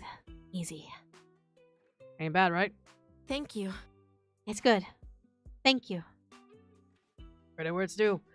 White girl actually used sugar. I expected it to taste like regret and tap water. Oh my god. Okay, but the question is, how much sugar did she use? If she used it to, like, her feelings, I have a little bit of a question. If someone, like, if the candy helped her, I could understand maybe a little bit. Was it you singing as anything? I did not sing for this production. But knowing that the developers are here, if you want me to sing, I can sing. I can sing if you want me to sing. So, yeah. Still, not as good as my mama's. When I was a kid, the woman made Kool-Aid so good it solved family arguments, healed heartbreak, and cured colds. Maybe. She doesn't cook like she used to. Comes with age, I guess. She'd rather have me do all the work now. I tried to cover up a laugh. Andre seemed like the kind of guy who consulted his mom before big decisions, knew family recipes by heart, and probably had a mental list of her favorite TV shows in case she ever wanted to talk about them. He was cute in a way that made you want to tease him. And maybe hug him. As much as I wanted to laugh and smile and pretend everything was just peachy between us, realistically, I knew that wasn't the case. Andre seemed like he could barely tolerate my presence most of the time. Why was he being so nice all of a sudden? Why was he here? No, you know what? Let Big boy pants on. Why are you being so nice? You want me to be mean? You've been moody all day. His expression hardened for a moment, then smoothed out into something quieter, almost somber. Yeah. I ain't really the most friendly person, not like you or any others. I'm jaded. I hate kids. Prefer to square up instead of talk shit out, and I'm miserable as hell to be around. Not really summer camp material. My gaze drifted from his calloused knuckles to his hard jaw and piercing eyes. He was right. That brooding, closed-off demeanor wasn't going to win him much points with the kids. But was that such a bad thing to be different? Mr. Matthews must have seen something good in you, or else you wouldn't be here. I paused, fighting the urge to spill my heart onto him. Maybe it was just the infatuation talking, but there was so much I wanted to say. Was it too soon? I didn't want to scare him away. Oh no. Oh no. I think we might be going too fast if we try and riz him up. I think that might be too fast. That's just me though, because I'm like, that's too fast. That is way too fucking fast, especially with him. Ain't no way. Kids love a guy that treats them like an adult, I guess, but at the same time, it's like, meh. Riz, please. But why? It seems out of character. That's way too fast, especially for a man like Andre. Ain't no way. That would be like, just like, a little too fast. Hold on. Especially since, like, she seems goody two-shoes. It's like, Like, Try it. But why? I can't even quick save. Like, I can't quick save.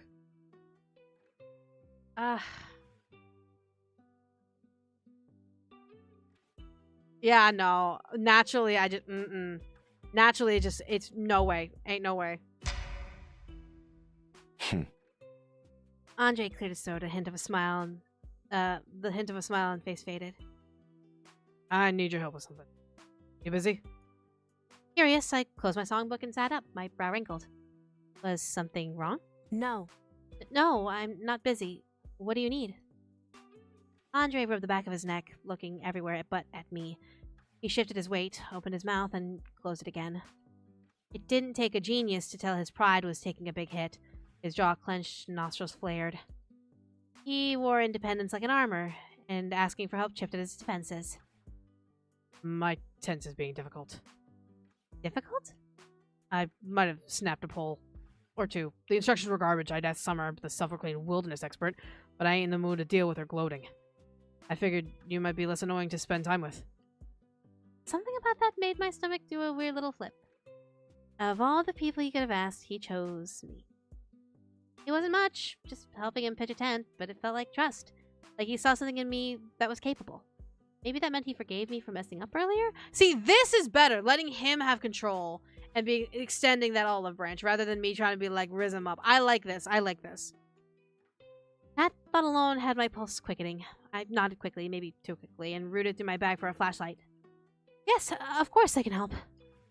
I slipped out of the tent behind him, heart pounding against my ribs. I didn't want to mess this up, not in front of him. Not when, for the first time all day, I felt kind of important.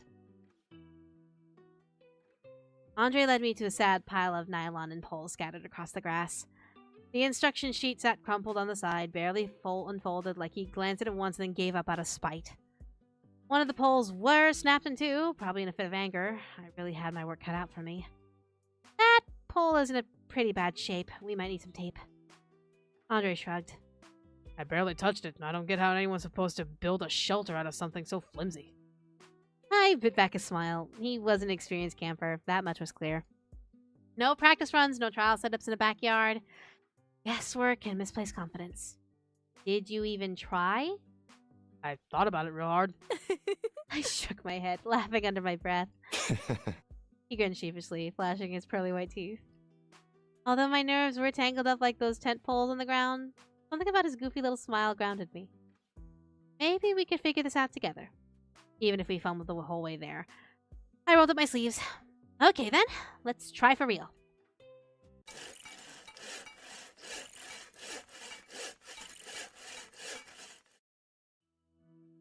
Oh, very nice. After some time, effort, and a generous amount of heavy-duty duct tape, we had something resembling a tent standing. It wasn't pretty, but it held, and most importantly, we did it together. Hands on his hips, Andre admired our handiwork with a satisfied smile.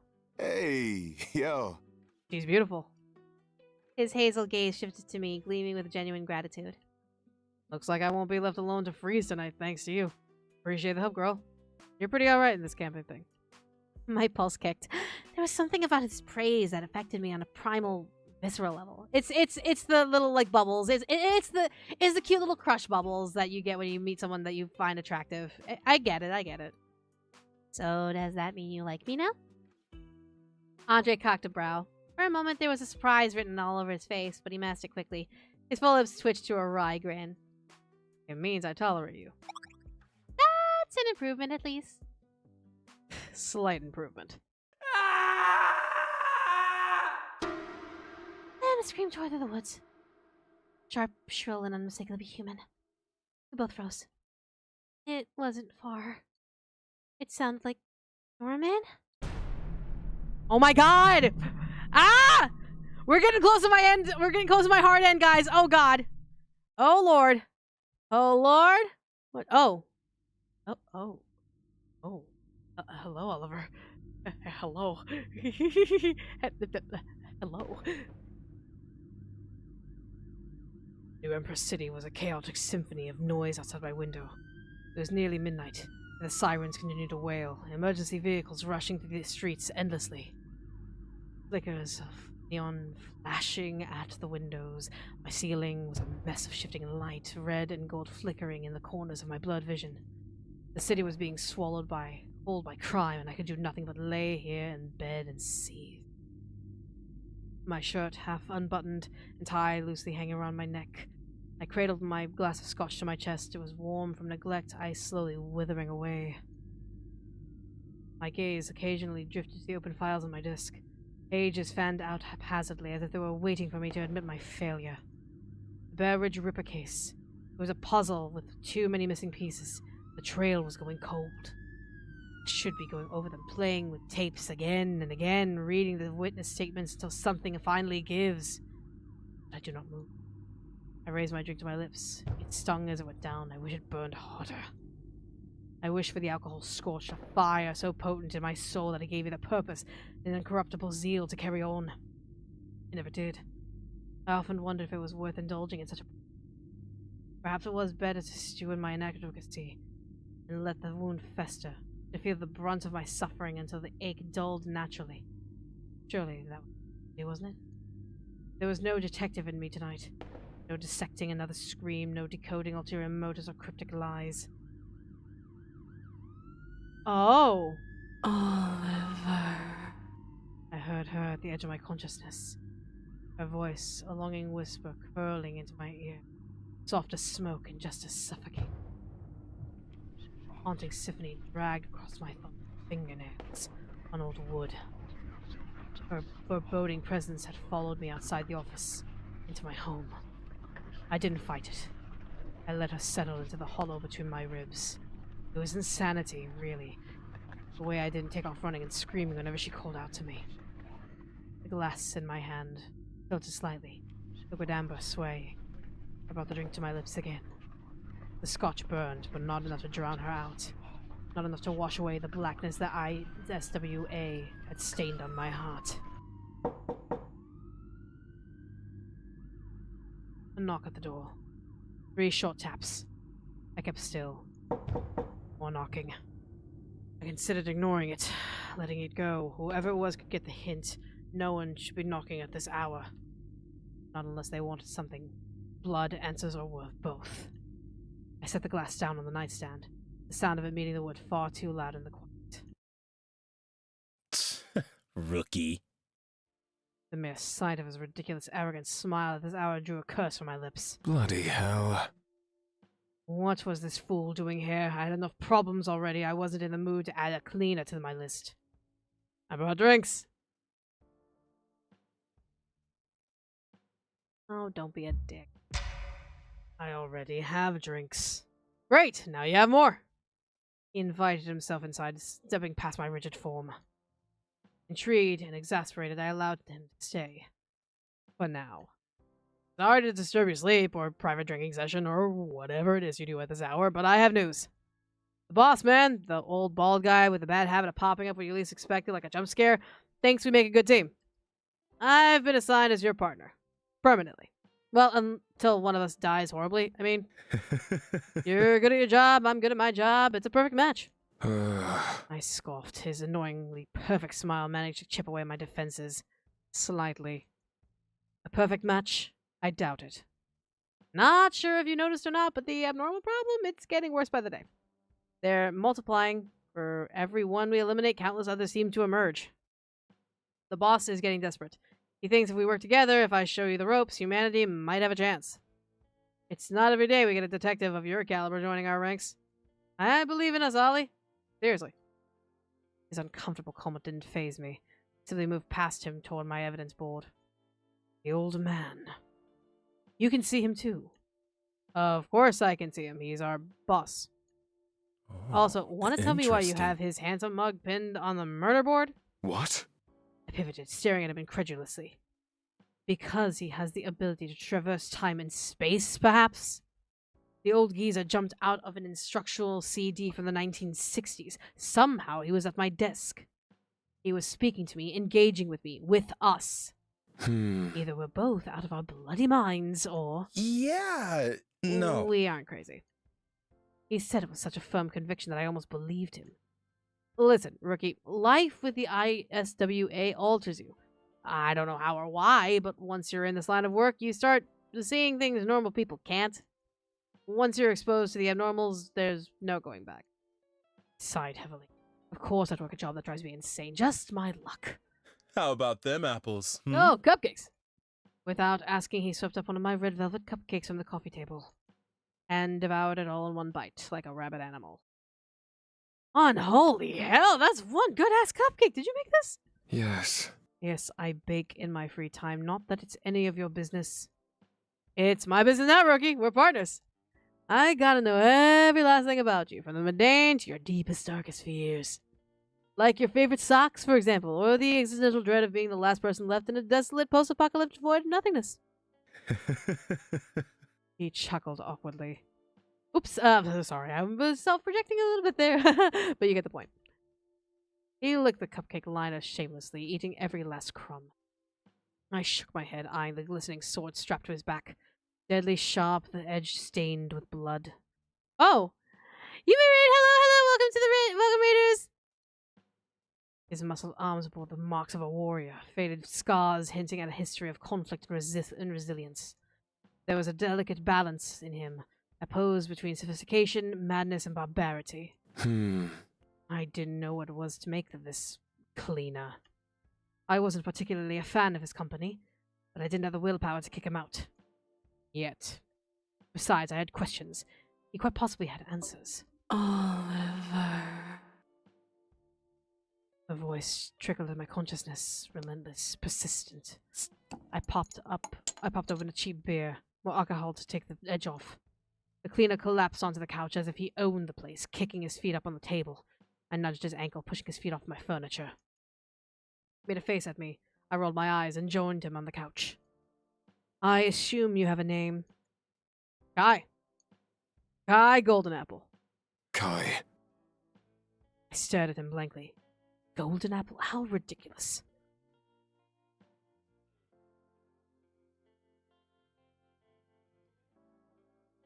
Ask about Peeker, ask about Kai?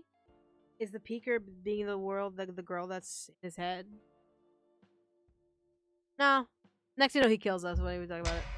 Alright, Kai Golden Apple. Before we go any further, I must ask, how on earth do you know where I live? You know the IWSA has extensive files and records on all of its employees, right? It wasn't hard to pull yours up. The room spun. Whether it was from the alcohol or Kai's usual casual admission of violating privacy laws, I wasn't sure.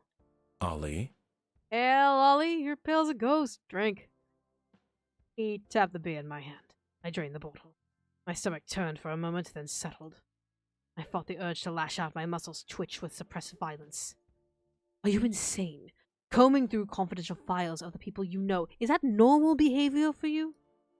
Should I be concerned? He had the grace to look sheepish, at least. Ooh, awkward. Is that a hypothetical question, or are you expecting an answer? Kai. Kai, you could have at least just asked me, damn you. You had no right to go snooping. Kai's jaw tightened. Rookie. Chill out, rookie. Careful, don't want to pop a vein looking that furious, do we? My grip on the bottle tightened. Look, I shot him was lethal. Bloody hell. Keep antagonizing me. See where it gets you. The room went silent. Tension oozed between us, a thick and unrelenting. In that moment, I didn't give a shite whether it was a cleaner, professional monster slayer, or whatever else the bastard claimed to be. Eventually, Kai cracked beneath the heat of my stare, my glare. His hands shot up in surrender. He was in the wrong, and he knew it. All right, relax, Ollie. You got the face of a man who hasn't pooped in days. He imitated the face, puffing out his cheeks. Fine, I screwed up. I shouldn't have snooped through your precious little files. Happy? Suddenly, bone-weary and exhausted, I sighed heavily and looked away, sinking further into the couch cushions. I had a feeling that this was the best apology I was going to get from a man like Kai. Do not do it again. Understand? He grumbled something under his breath. It sounded close enough to acknowledgement. And stop calling me that. My name is not Ollie. That made his mouth curl slightly. Oliver has too many syllables. Ollie, though? Perfect. My nose wrinkled. Christ. The moment of silence that followed was a bit uncomfortable, but not nearly as fraught with tension as before. I caught sight of the subtle scar above Kai's eyebrow. A tiny line I hadn't noticed until now. He cleared his throat, his features softened for a moment with an unexpected vulnerability. Listen, I usually work alone. No friends, no attachments, no weaknesses. So when the boss assigned us as partners, I might have had a panic attack. Or two. I'll be honest, when I fell into the sewers with the Clogfather, I thought for sure I was a dead man. Thought I'd finally meet my match. But you... He averted his gaze and shifted uncomfortably on the couch. You kept me alive, somehow. You were smart, efficient, a quick thinker, better than any operator I've ever worked with, and that was on your first day. And damn it, I was curious. I wanted to know more about you. I had to know, so You pulled up my files. He swallowed hard. Sorry. Right. Curiosity killed the cat. I went silent for a moment, mulling over his confession. Shame warmth bloomed in my chest. Entirely unexpected. I ship it! Flattered wasn't the strong enough word. To hear the notoriously solitary and arrogant Kai admit to panic attacks over our partnership, to be saved, to be curious about me, it was disarming. His praise he delivered with such obvious discomfort felt more genuine than any compliment I've ever received. There was a crack in his carefully constructed facade, and begrudgingly I found myself wanting to see what lay beneath. Kai jumped to his feet, nearly knocking one of the cupcakes off the table. Rookie. Let's settle this like men, Ollie. Punch me in the face. What? I blinked, startled by the strange request. That's how he planned to make things right between us? I hit to the face, and then what? All water under the bridge? What? No, I'm not going to punch you. Just do it. Get it over with. It'll make us both feel better. Kai. He said, no, don't be ridiculous. He visibly cringed, his face red, flustered. He inched closer, towering over me on the couch, his voice lowered intimately. You like me. Is there something else you want to do to my face instead? The smoldering intensity of his dark gaze burned a hole straight through me. My breath caught on a surge of yearning so abrupt it felt like pain. The violent response was fueled by my lingering frustration with Bear Ridge Ripper case and my fresh annoyance with Kai himself. I needed a release, a moment of selfish indulgence, and it seemed he did too. Oh! Kai lunged at me, speared his fingers through my hair, and kissed me deeply. I saw it coming, and I didn't pull away. I love it! His scent, His touch, the chilled brush of his leather attire against my skin, was also unfamiliar, foreign. I allowed him to lead, allowed him to bruise my lips with a fine edge of violence. I distinctly registered the bottle slipping from my hand, the shadow of glass on the floor. I clung to his chest, back arched as his tongue pushed inside, exploring my mouth with reckless abandon. The erotic moment was every bit as raw as it was unapologetic. I shuddered with my phone rang. The sharp sound jolted me back to reality. Damn it! I ripped away from him, breathless, panting, my chest heaving. Fuck! God damn it! Ah! It took me a moment to gather my bearings, to remember who exactly the sword-wielding man across from was. Kai. My coworker, flushed and disheveled, the fly of his pants strained against one hell of an erection. Bloody hell. Only I could imagine what kind of mess I looked like.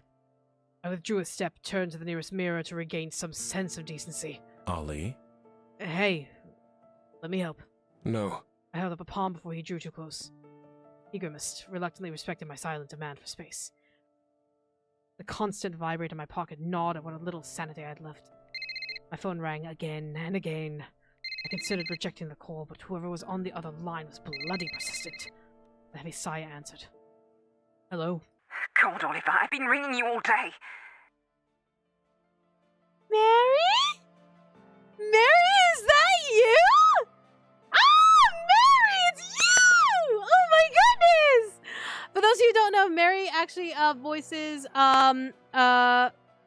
Emily in my game. Yeah, my recent game for Nano Reno, Waiting. So I'm just kind of like, oh, I recognize that beautiful voice anywhere. I grimaced, my grip on the phone tightened. Why? What's happened? It's your daughter, Charlotte. Oh, shit. Okay, there we are! Oh my god! Thank you for playing with 2 indie developers at very expensive software licensed RSS gift. Absolutely, thank you so much. Oh my god! That's the end of the demo! Oh my god! Oh my god, that's ridiculously good. That's so good. But also, the spiciness with Kai, like, but his daughter, like that. Yeah, you know what? It makes sense. The picture on his desk is probably his daughter, and probably like separated from his wife and all that stuff. I got my game. I got a Happy Lamau. But make sure you support our Kickstarter and all that stuff. I don't know if I have this Kickstarter copied and pasted. But make sure you go follow that Kickstarter. Oh my gosh. Is it a cliffhanger? Yeah. Oh my god. That's crazy. But look at that. Bad Summer coming soon. Yeah. Woo! I got to see the kissing. I'm happy now. For Gay Pride Month. Woohoo! Very nice. Very, I knew it was Mary. Oh my god, love it. Ah! Oh, but that's really good. Yay! Very, very nice. But yeah, play the other routes and see what you get. And play around. Like, the demo is out. It's available again on Steam Next Fest right now. It's being highlighted as a coming soon game, and then obviously there will be a Kickstarter. And oh, Hercules! Oh. But yeah, so definitely check it out. Give it a shot. Yeah. And right on time too, because like I definitely had my hard stop, so I need to get ready for the thing that I'm doing. Which, by the way, for those of you who don't know, oh, where is it? Huh? Wait, what? Huh? It is okay. Like, don't do that. Don't do that. I am a gamer. Don't do that. But that's wonderful. So, like I said, in about an hour on the Magic Wave Discord, I will be recording live with Roy, a very safe for work but spicy yoga ASMR. So come on, check it out. Especially if you like the gym IP that we have on the Capital's Voices channel. I like this. Bad Summer's fun. It's really, really fun. I kind of wanted to see more with like Jenny, but that's because I play Jenny, so it makes sense that I want to see more with my character. It kind of makes sense. But yeah, this is mega fun. This is JK. It is. But that was so much fun. That was a lot of fun. But yeah, definitely check it out. Devs, Stephanie, I know you're in the chat. Make sure if you want to like go ahead and plug away. But let me, so that is the link there. Did it go out through? It did not go through. Hold on. Let me get the Kickstarter for you. Hold on. There you go. Hold on. I got you. I'll post it there. Da boop, da boop, da boop. Yeah, definitely go check it out and make sure. And also wishlisted on Steam. It is on Steam right now, so definitely check it out when you can. Give it a shot. Who's your favorite character? Andre. Oh, and Jenny and Andre, like absolutely. Though, I do love a good gay ship. I do love Kai and Oliver together. I do like that. It tickles them. That's very good. That's very, very good. That's basically enemies to lovers almost in that kind of regard. Yeah. So, let me go ahead and copy that. Because I think it. Oh nope, it didn't. Hold on. I got you. Sorry, I forgot that I actually turned off links. Hold on. I got you. Give this a shot. Go over to Steam and give it a shot. Go write Bad Summer in the search bar. Who's your favorite other than Jenny? Andre. But I need to get going because I'm actually very, very hungry, so I should probably eat before the event. But again, check out Bad Summer. Know that I'm excited for the full game and to see how it goes. But anyways, I'm going to send anyone who's not going off to different places. So let me first. Is there anyone on YouTube side that I can send YouTube side to?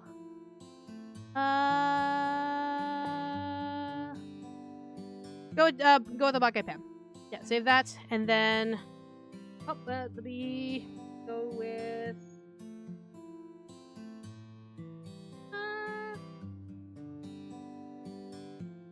Go with Rikami, because Rikami has a donathon happening right now for his 3D model. Alright, so I'm gonna get going, but thanks everyone for coming. Have wonderful sweet dreams. I will hopefully see you on the Magic Way Discord. If not, I will see you all next time. And devs! Please let me know if you need me to record anything else. I love this game. It's been really fun. Thank you so much. Thank you all. Love you all.